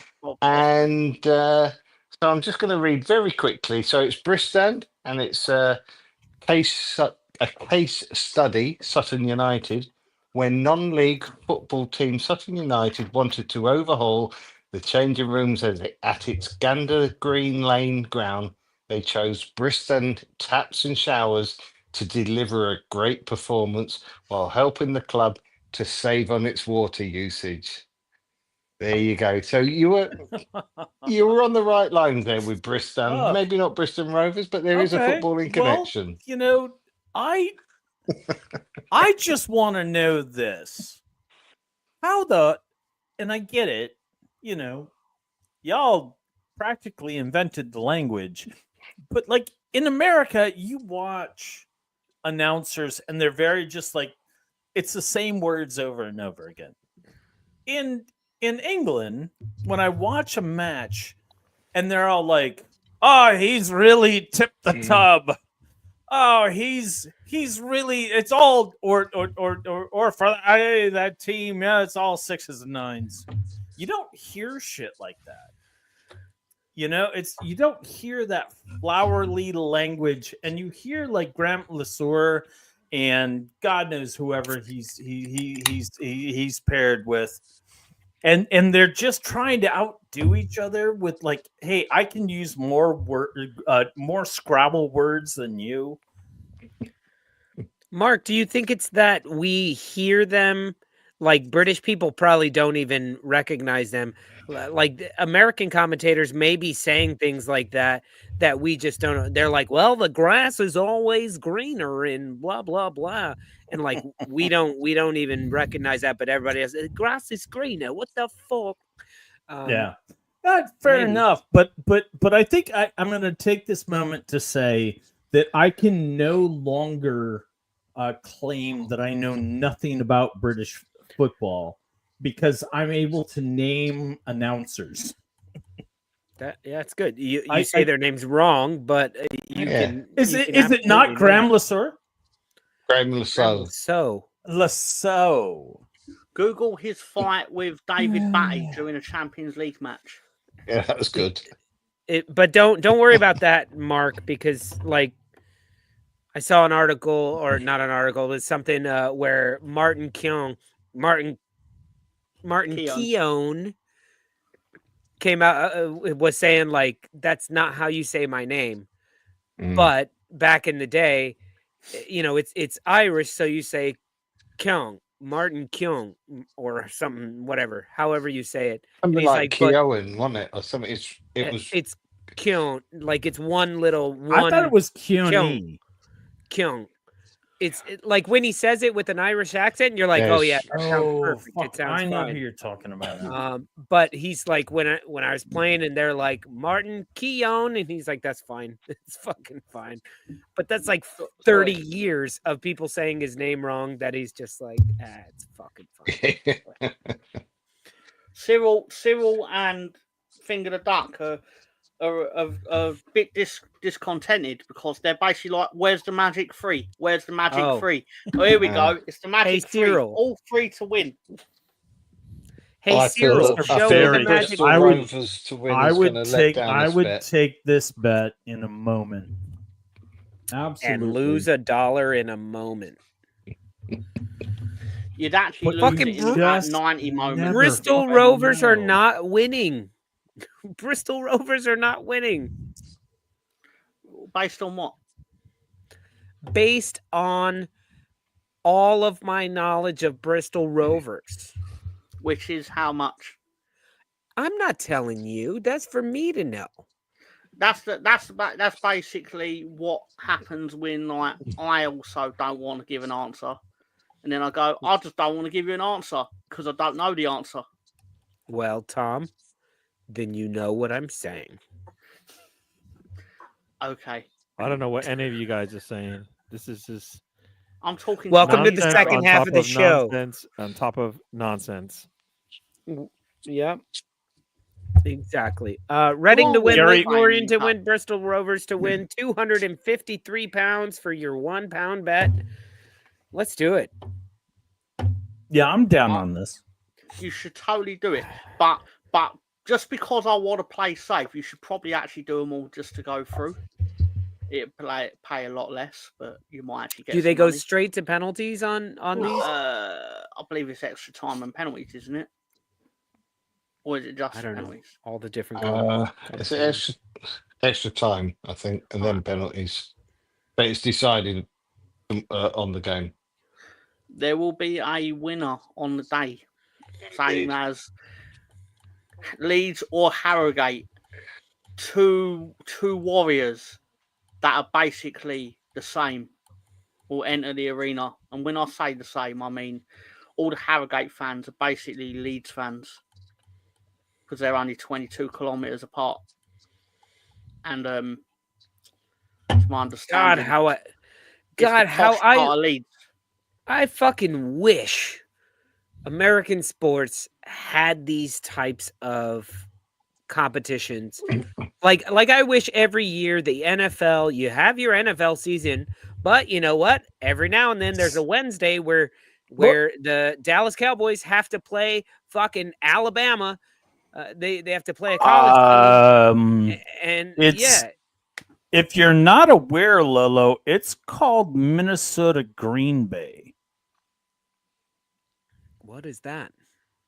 Minnesota Vikings and the Green Bay Packers are literally the most heated rivalry in all of the NFL. I'm not talking about a rivalry. It tops. Mark, I'm not talking about a rivalry. What more Chicago Bears? I'm not talking about a rivalry. I'm talking about tournaments like this where top level teams could possibly, you could have Leeds United playing Harrogate or fucking Man City playing Bristol Rovers. Bristol Rovers. Bristol Rovers. And they're sorry. not even get the it Bristol right. Rovers. You're They're somebody else now. You know, I'm going to become a Bristol fan. Bristol, baby. Because, hey, why not? I became a Wolves fan because why not? I have no idea. No, I agree. Absolutely. 100%. But were you just about to say that Green Bay versus Minnesota Vikings is the biggest rivalry? It's the biggest rivalry in all of sports in the United States. In the United States, that is a Pick qualifier out of a fucking qualifier right there. But that's what we have. That's what Yankees, Red Sox. Yankees, Red Sox. I think Vikings, Packers are bigger. Nah. That to me, never even come to mind. Well, I would say teams? I would say that the schedule makers and the broadcasters would disagree with you. I would say the Dallas Cowboys and any other team. Yeah, everybody hates the Cowboys. I know. That's not accurate. Everybody hates the Cowboys. Even the Like, Cowboys they- hate the Cowboys. Some of us do. I Some of think us do. I think CC Lamb really hates the Cowboys. They right make now. us hate them. Do you want to know my favourite American football team? The Miami Gators. All right, kick him out, John. He's got to go. That's What terrible. are you talking about? Yeah, exactly. Miami Kick Gators, him they're off. incredible. They won the Gasparilla Bowl, didn't they? Kick him off. No, they didn't. Kick him Give off. me a Gasparilla Bowl right now, stat. Shut it down, John. Take him off. No, I would not. I would not listen to Gary right now. He has his own show and he can dictate then. What does that have to do with anything? I can still ask John to take him off. What do you mean? Don't you? What does that have to do with anything? Don't I you can have come on 20 our shows. show and fucking kick people off? Yes, John. You're overstretching. Why? Get off. Put it in the comments. Is Gary getting just too comfortable on this show? When Gary kicks him out of his show, You I had actually allow Tom the, talking I actually about allow the slapping his band to hands stand. against something earlier, and you seem to be comfortable with that. Gary, for all I've you warned- watching, I've warned you Gary about telling said Director John clapping what to his do. hands with something. I believe it could was be- shit. It could be macaroni and cheese. It is. It could It be might have been Play-Doh. earlier. Whatever your fancy. It wasn't, though. It was shit. You guys. Oh my god! Enough of the shit talk. You literally advertised this show as Pub Talk, aka Shit Talk. I've There literally you have provided it. this show with the thing you advertise it as. Shit Talk. Yeah. No, I remember. I tweeted earlier. Join us for Premier League Happy Hour. We will be talking about shit. Yes, literally. My bad. Which means My the bad. final 20 minutes of the show will Tom be took it literally. My bad, guys. I will rephrase that next time. Not the first time. I do have to say about Gary's YouTube page. Under his friends of DWTT, we're not listed there. You are. Yeah. That's right. No, I'm looking at it John, right now. John, I paid to get us off of that list. It was not doing us any favors. The people coming over like, oh, you're friends with Gary. I'm like, I don't know you. Stay away Gary, from my who? children. That's you know what? If that's the case, that is terrible. It's like celebrities trying to distance themselves from P. Diddy, isn't it? Well, you know what? You know what? When It was after we had to share a bed with Gary, and he was like, I'm I not never doing liked this. P. Diddy, even though I do have his albums. I never liked him. But we're on Gary the took- channels that I've is been on. terrible. That's a terrible. Gary of me. took one look at me and Mark, and he said, I'm not sharing a bed with you. And I was like, this is a weird conversation. Although correct thing Am to I be saying. am I after, correct, so- Gary? But you're not wrong. You're not wrong. Share a couple of English breakfasts. You know. That is terrible. Yeah, you're right. That is Gary terrible. was like, I know we look the same size on Friday Night Happy Hour, but in real life, Yeah, it's y'all are not the kinda same. small. You know, they tell you. Yeah. Gary's kind of tall. Gary looks all short. And he keeps his camera way. You up know what? here. I think I haven't touched that part of my. I haven't touched this in a very long Wait, time. what? I don't even think. But you can see I've been on. I must have come on the show once because it actually says channels I've been on, and you're number 2. So. Oh, good. Which So- means you Number dropped the one, deuce. Gary. Huh? What's number one out of interest? Arsenal Fan Circle. That's the first channel I was on, basically regularly. You know what I mean? Most shows. But yeah. So yeah, no, you are. Should we listen to anything he says because he's not our friend? What's the I am friend. 488th one? I feel comfortable here. I said, kick Tom out. I must have felt that. I only do that on my friend I shows. thought I'd ban me off someone else's show. It's like Gary. I took my socks off and started, picking between my toes, and you guys said, "That's all right. You're home. Feel comfortable." No. I'm not Picking at even- your I didn't even toes. take things in that That's direction. not okay. No. Once again, it may be a better channel if that's what we focus on. if we're like our channel is could picking shit his toes, hand we and may get a clap. good audience. Gary's If talking He about says his I'm jam. Jesus. Gary, picks at his toes, I'm going. I don't pick up my toes. I'm disgusted when people. We all pick at our toes. No, we do, Just but don't talk I'm not doing it anywhere. No, you're not going to see that ever in your I'd life. argue Just to say this is that. the best episode of the On Stoop with Lolo I've ever been on. And then Jimmy Bremer's ghost. I think he thinks that we're just his his Siri now or his thing. He's like, please remind me. He set a timer by asking people in the comment section to set a timer. But help me, I don't know what the fuck he's talking about. I need to baste what the is a beef beef joint in the joint? oven.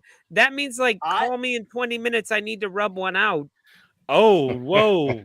Okay. Whoa, is that a kind of service we have here? 'Cause I didn't know this. Sometimes I need to braise the beef joint that's in the oven. You know what I'm saying?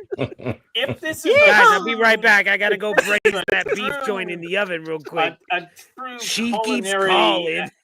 question. My Only question Gary. is like, dude, it's like 1 o'clock in the morning. Who's cooking? He's Lolo's braising right. the beef joint in the oven. I don't know what that He's means. up all Can night, somebody man. explain? He means a slab of beef, clearly. Oh, well, what? Oh, we I know that. know but, what I he mean, means. I get it. And look, his explanation is gotta join a beef slow roasting. I'm like, come on, I gotta baste it. But Of course, you got to baste it. Who doesn't baste their beef? The whatever next you time, want to do the if next your time beef is I'm at a it's bar, okay with me. Just I don't want to know about it.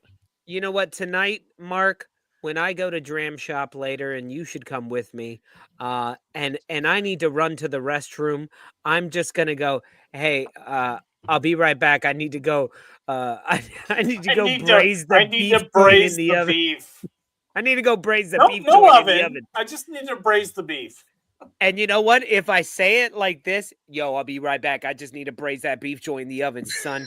And I walk away, they'll be like, that's that shit, man. Get your shit done. Get your shit done. I'll hold your place. And I was like, we're not waiting in line for anything. What are you holding my place? I'll remember when we used to discuss football on this channel. I got an 8-kilogram joint of beef on in at work. Can we get back to Tom just clapping shit? That's like the most normal conversation we've had on this show tonight.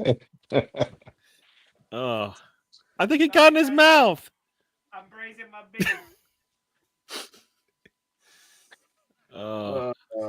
That's all right, folks. So you know what? You know what started this is that whole Minnesota. For those of you that have been Packers watching thing. our show, we have talked about David Moyes, and we've talked about Wolves, and we've talked about Arsenal's balls. Did you guys think? I We mean, I talked missed. about Graham Potter.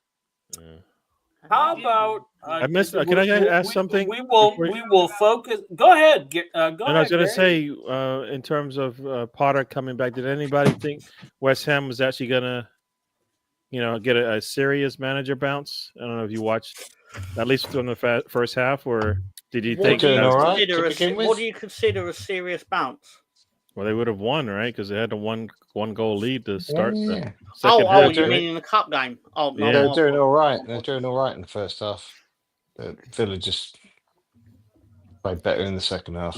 Villa just became the home team in a cup. Hold on. I tell you what, who played well? Somerville. Griffin. He looked good out there. Yeah.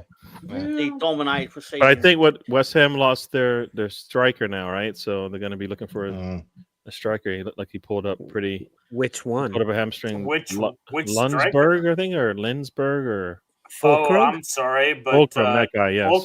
Fulkrug also. He just came back? Obviously, Mikel. Antonio.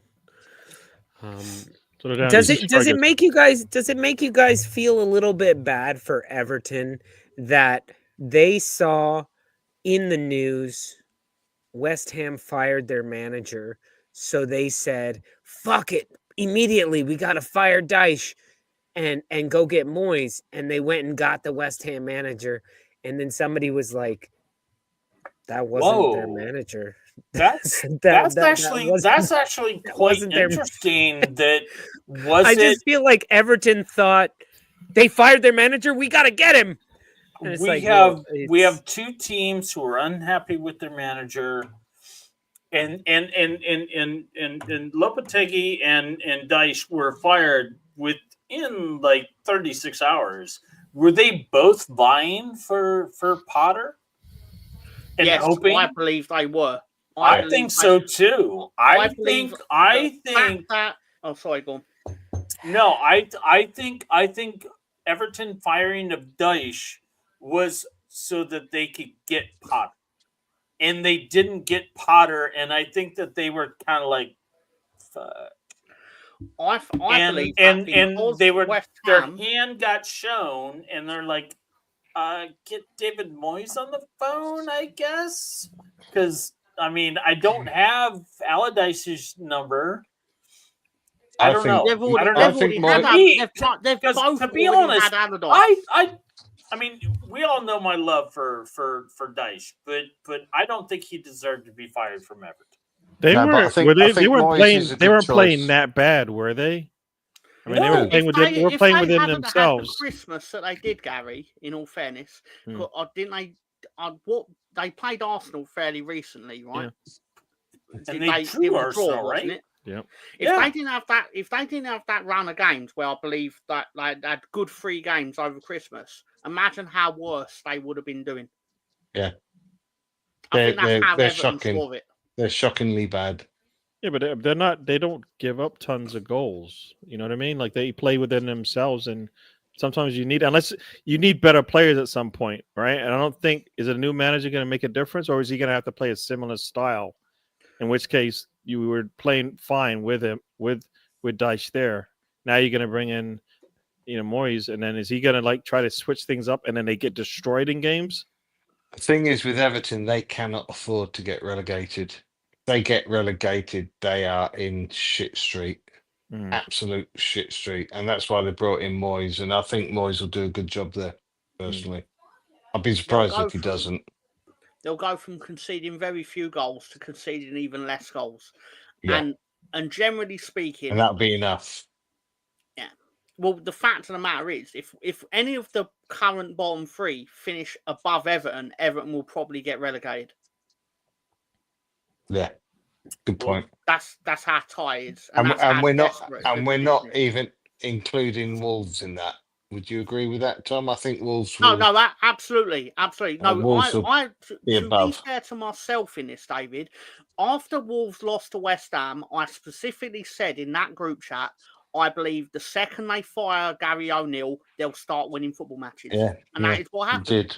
Yeah. I didn't necessarily sack him immediately after that, and credit to Gary O'Neill carrying on or whatever. But at the same time, I genuinely believed they had stopped performing for him. Partly because he got a bit used to we ain't getting the decisions, and like it all became a bit of like I could be wrong, but it became a bit of like, well, we ain't gonna get decisions we think we should be getting, and like everyone had a bit of like a boo face about it from like everyone in the coaching staff, and that filtered onto the players, and they obviously just thought, well, we haven't got to outlast anyone here, we've just got to outlast Gary O'Neill. And that's what happened. And as soon as they brought in the new guy, I apologies, I don't know his name. Well, I do, but you know what I mean. You know what? I don't know how well Potter, if he had gone to Everton, how well he would cope, because has he been in a relegation battle? No. I imagine he was in Sweden. Yeah. But I mean, I'm talking about a top not flight, in England, no. Well, only in the context of. No, you're probably right. I was going to say Swansea, but he joined Swansea just after relegation. Yeah, but Moyes has been at clubs where they've had to fight off, make sure they don't get in the drawn into that relegation. I think he's a good shout. And he did manage Manchester United when he had them relegated from the Champions League places. So. You know what?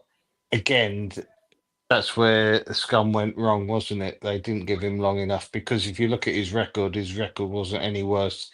In fact, it was better than a lot of the ones that came after him. That's true. Right. Anyhow, not that we care about that anyway. Like, I kind of wonder, within this group, I've been reading a lot of talk about Moyes and Potter. You know, Potter is like, oh, this is his redemption song. Moyes, you know, he was forced out of West Ham. But my question is like, who runs the risk? These two are like really. I mean, they're quality coaches, in my mind. Who runs the risk of kind of sullying their reputation by kind of jumping into these teams that are really bad? I mean, obviously Potter had really good success with Brighton, not so much with Chelsea. Moyes won the European Cup before he was let go. Frank Lampard. Oh, geez. I think we're hearing somebody else in there. They're like, you know, Arsene Wenger. I don't know. I have no idea. In all seriousness, they are. I heard. I say heard. Like you get loads. Like there was a rumor that Leeds were going to sell the goalkeeper to Man United, and I didn't even want to give it any credence in the chat because it's nonsense. But again, there was one also where Everton were considering Wayne Rooney, and I was like this. And the thing that upset me the most about it, it's obviously not true because it hasn't happened. But the thing that upset me most about it is the fact that it's the sort of thing that would happen to a revered England international like a Lampard or Rooney, because Rooney should not be getting the jobs he was even getting. And I know this is a different conversation, but I think it's still worth treating that. The fact that's even been muted as even a thing shows that on some level it could happen, despite the fact that it shouldn't. All right. He will be their manager at some point. Next season I want Rooney as our manager, because that would just like complete the absurdity of the club that I support. No, what would be best, Mark, is if Rooney came back as a player manager, because then you would actually sell some kits. And if every now and then he went in at the end of the game, like, fuck it, I'm doing it myself. I've seen Rooney. I mean, we talk about Fat Frank, but I mean, it's obviously Fat Rooney. I mean, he's bigger. He's almost as big as I am. Rooney in general. Yo, yeah, but he played last. He'll be year, bigger than you. Last year he played in like a charity game. And he whipped in a free kick from outside the box, like fuck. I mean, clearly outside the box, but he whipped in a free kick like it was nothing. If you want him to run around like crazy, this is a fascinating point. You know, part of the reason managers like Rooney do foul is because I think I can't remember who said it, but when Glenn Hoddle, footballer, very good footballer, but he managed Tottenham Hotspur, because he used to play for Tottenham. But the problem is, when he played for Tottenham, when he managed Tottenham, which would have been arguably 15 years after he actually played for Tottenham, he was still better than every single Tottenham player that was currently in the team. So when he's then going through training drills and he's basically going, I want you to do X, Y, and Z, to him, it's second nature because he's able to do it. But then he would get angry at the players because he's like, why can't you do this? You're a professional footballer. A to B to C, D, flicking ball over your defender is easy because to him, this happens easy. a lot. This happens a lot. That's why the best players the best managers that used to be players weren't fantastic players because they were over analytical. They saw the game in a way. Pep, for example, Jurgen Klopp. Pep was a good player. No, Pep was good, but he wasn't at the level of everybody else. To be fair to him, Pep was Rodri of his day. Okay, well, to be fair, you know, all that said, I think you're thinking your manager, your manager, Arteta, Mourinho, Klopp, Arteta. Wenger. Even Arteta. Arteta was a good player. I know, player. but what I'm saying is he's Good player for not your team. He's not a player like Lampard or Rooney who are their own sort of thing. Arteta was always a coach on the field. He was always a very intelligent game watching player who can control things in the midfield. Yeah, he controlled. He was good. It's good player. like I respect Messi so much for coming out and saying, I will never become a manager. I'm never going the coaching route.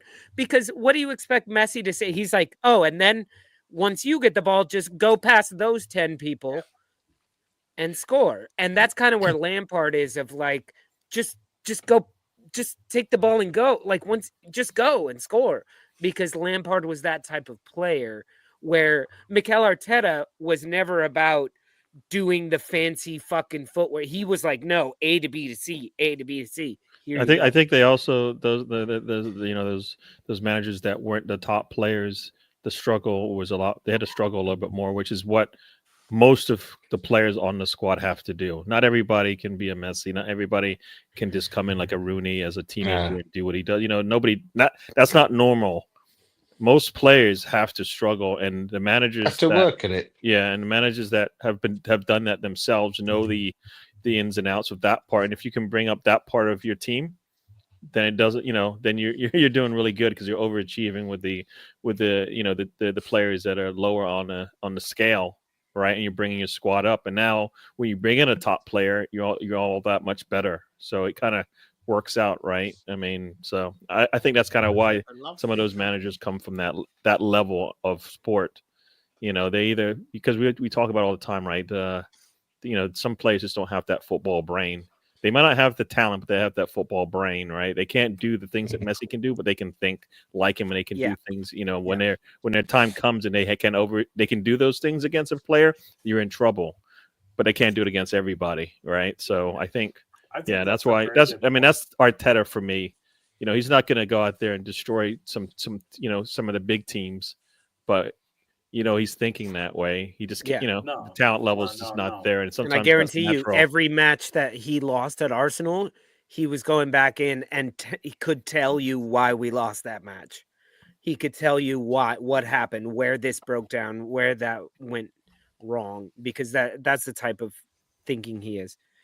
Yeah, very, very interesting. Just saying the ball was the wrong ball. Not the wrong ball, just different. The air is different in the cup matches than it is in the Premier League. I mean, have you ever been on the field during an FA Cup match? It just smells different. Yeah. It feels a lot cheaper. Smells like victory, except for it's the other team that has. The air was thick that day, boys. The air was thick. Earlier on, Lolo was saying about the concept of the FA Cup relating to and he loved how you could get the Dallas Cowboys versus the Dallas whatever boys or whatever. I've not thought that joke through, but at the same time, you have that in the NBA, right? Amongst the current teams, you ain't gonna get obviously developmental teams playing against the LA Lakers, but they have got a mid-season cup, which functions also as league games, to my understanding. Do they? Oh god, they have a tournament, right? They have that tournament's terrible. Yeah, but do they let the lower leagues? The NBA, it's not like development or anything like that. So I think the only it's a ratings grab. The only league that could probably do it is the MLB. And that you don't want this. You don't want to see that. Do it. You don't want to see that. No, and MLS do it. But in Major League Baseball, at least you have levels. You have the pros, and then you have AAA, AA, single A. Yeah. The problem is all those teams are owned by major league teams. Yeah. So you would be like Barcelona A playing Barcelona B. Right. Yeah. Yeah, I think will win it in the end. Anyway, that's why the FA Cup is so original. Yeah, I always thought that it starts. What you're seeing. There's been loads of games before we've even got to this point. Loads of games before this round. Yeah. You know? And I'm talking about real non-league sides playing against each other. This is round 3, but county there's sides. preliminary rounds. Sorry, There's Gary. preliminary rounds No, and it's just- everything. Yeah. Yeah, and I was just gonna say, I always thought that if US wanted to do it, if they wanted to do it right, they would have started with like League One soccer and then build up from there, where you would then create as you add more teams, because they've been added. They have enough teams where they could have the levels and relegation and all of that stuff that plays into it. I know the reason why they don't is because the money's bad. You know, the Say money's again, Gary. just creating a relegation structure like you have in every other football nation, right, where you can be relegated. I thought they would do that in the States, but I think it's all about the money grab, right? And that's why they don't want to do that. It'll never be allowed to happen Yeah. because they've structured the business. The league is structured in a way where every team makes a profit, regardless. It's about of what that, happens. isn't it? Yeah, it's the money. It's the It's money. about franchises and all that. They will never agree to that because There's they no know. relegation.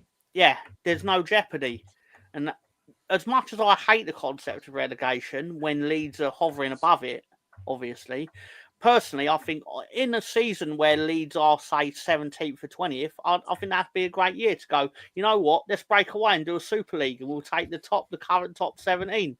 Oh, that's great. Oh, wait a minute. Leeds United are in the current top 17.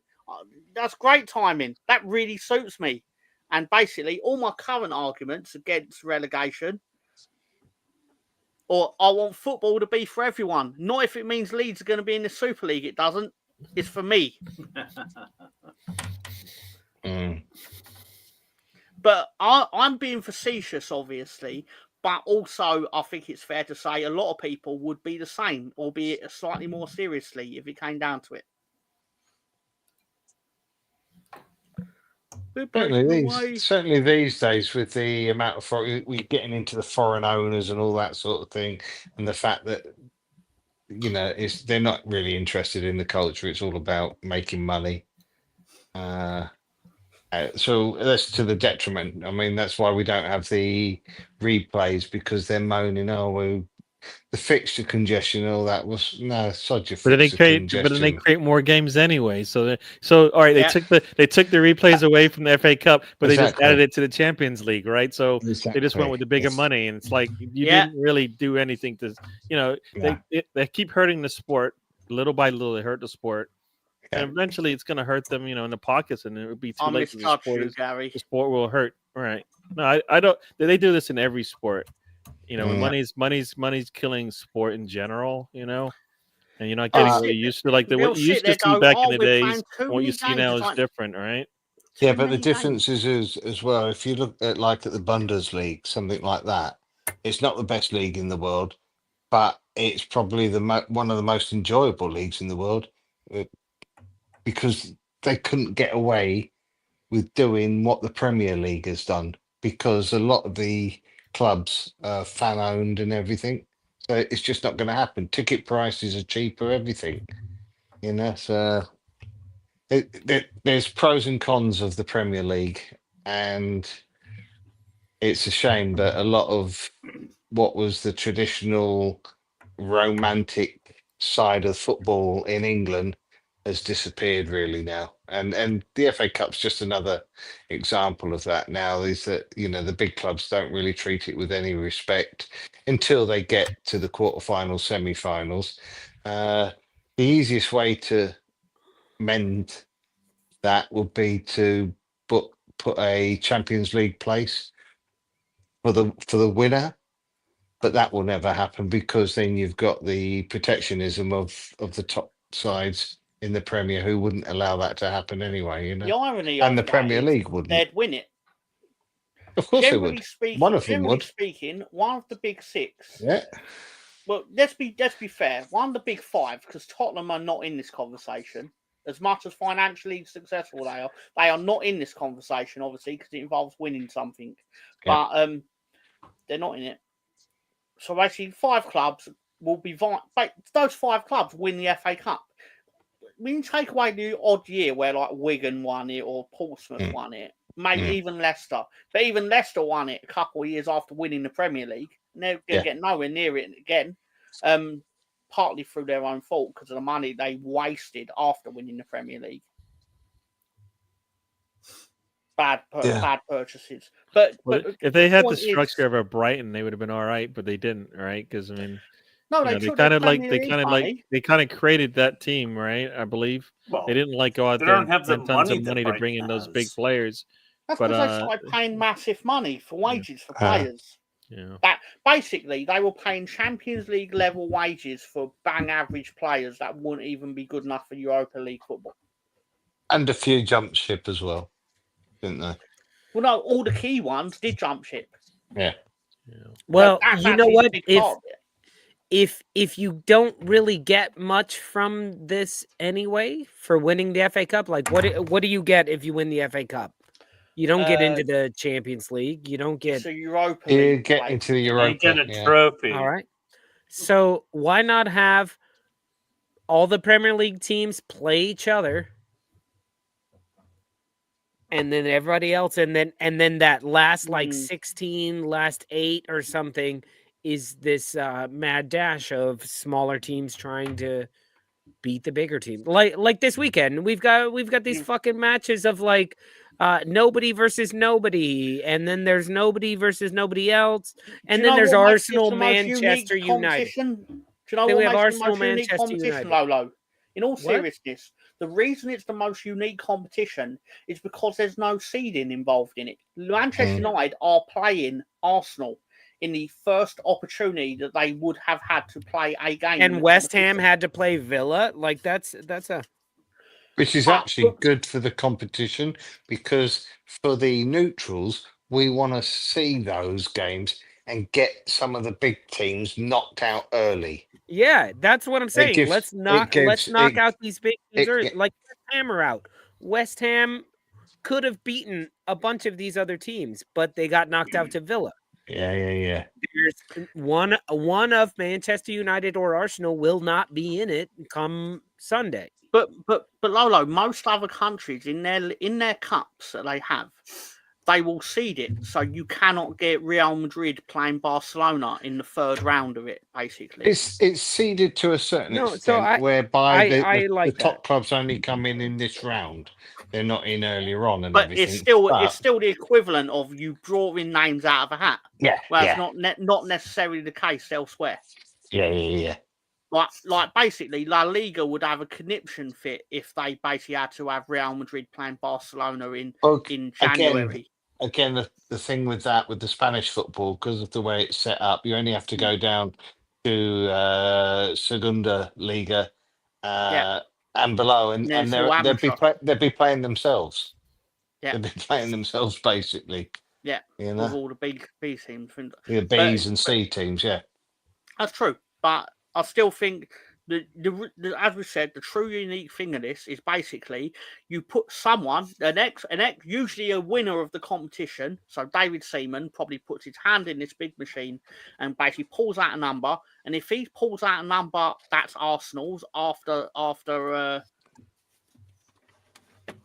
fuck it, Peter Schmeichel pulls out Manchester United and they're playing each other, tough fucking shit.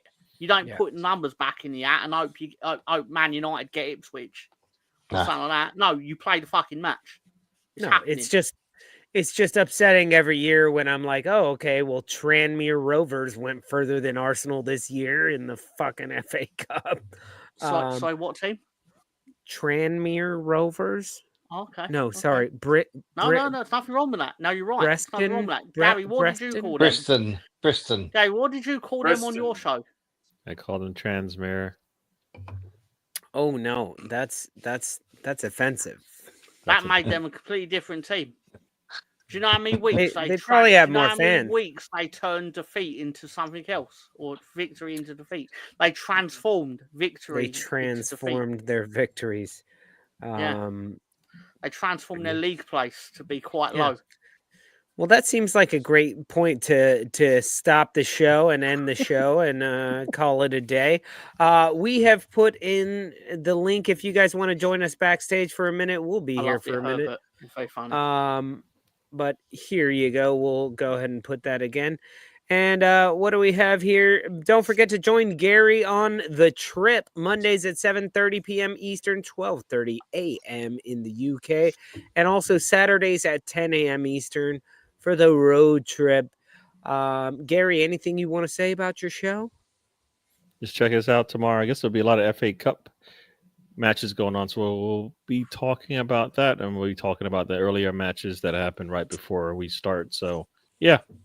And then we'll be talking about whatever nonsense Mr. Tom decides to bring to the table, because he always brings a lot of nonsense to the table. I think we could dissect Arsenal's display against Brighton last week. That I think my prophecy was pretty much correct. And speaking of Mr. Tom, you can find Mr. Tom on We All Love Leeds. They will be doing a match review of Harrogate Town Sunday at 9 p.m. It's going to be a lot of fun depending on the result. No, I'm only joking. It'll be fun either way. The 1-0 victory to Harrogate, yeah. And don't forget the new show, Tom Talks Wrestling. Pink cushion. Baste your beef. Oh, No, that's right. that- That's right. We don't want to forget That's that. for Jimmy. Yeah. Jimmy needs to Jimmy. baste his beef. He Oh, asked fuck. us That to- was like 15 minutes ago, Jimmy. Sorry. Baste your beef, mate. Only late by 12 minutes. Go rub your nut log. No. I don't think. What? That's no. a whole different dish. I know. Lolo. You. Wow. Your beef You'll wonder beef why knuckle. it's got beef. Go why slather it's your called- beef knuckle. That's just not. That nah. doesn't sound good either. No. It didn't sound PG. Definitely PG. Anyway, thank you guys so much for joining us, David, Mr. Tom, Gary, Mark, and Director John as well, and everybody in the chat. It's been a good, fun night. I hope you've all enjoyed all this nonsense. We will be back next week. Feel free to join us if you like. Staring at What you, else do Lolo. I say? I'm running. Tense. Okay. I'm just trying to Here's find the enough. outro. Love you guys. We'll see you next week. I hope all of your teams lose except for Leeds United and Wolves and Arsenal. There you go. Peace.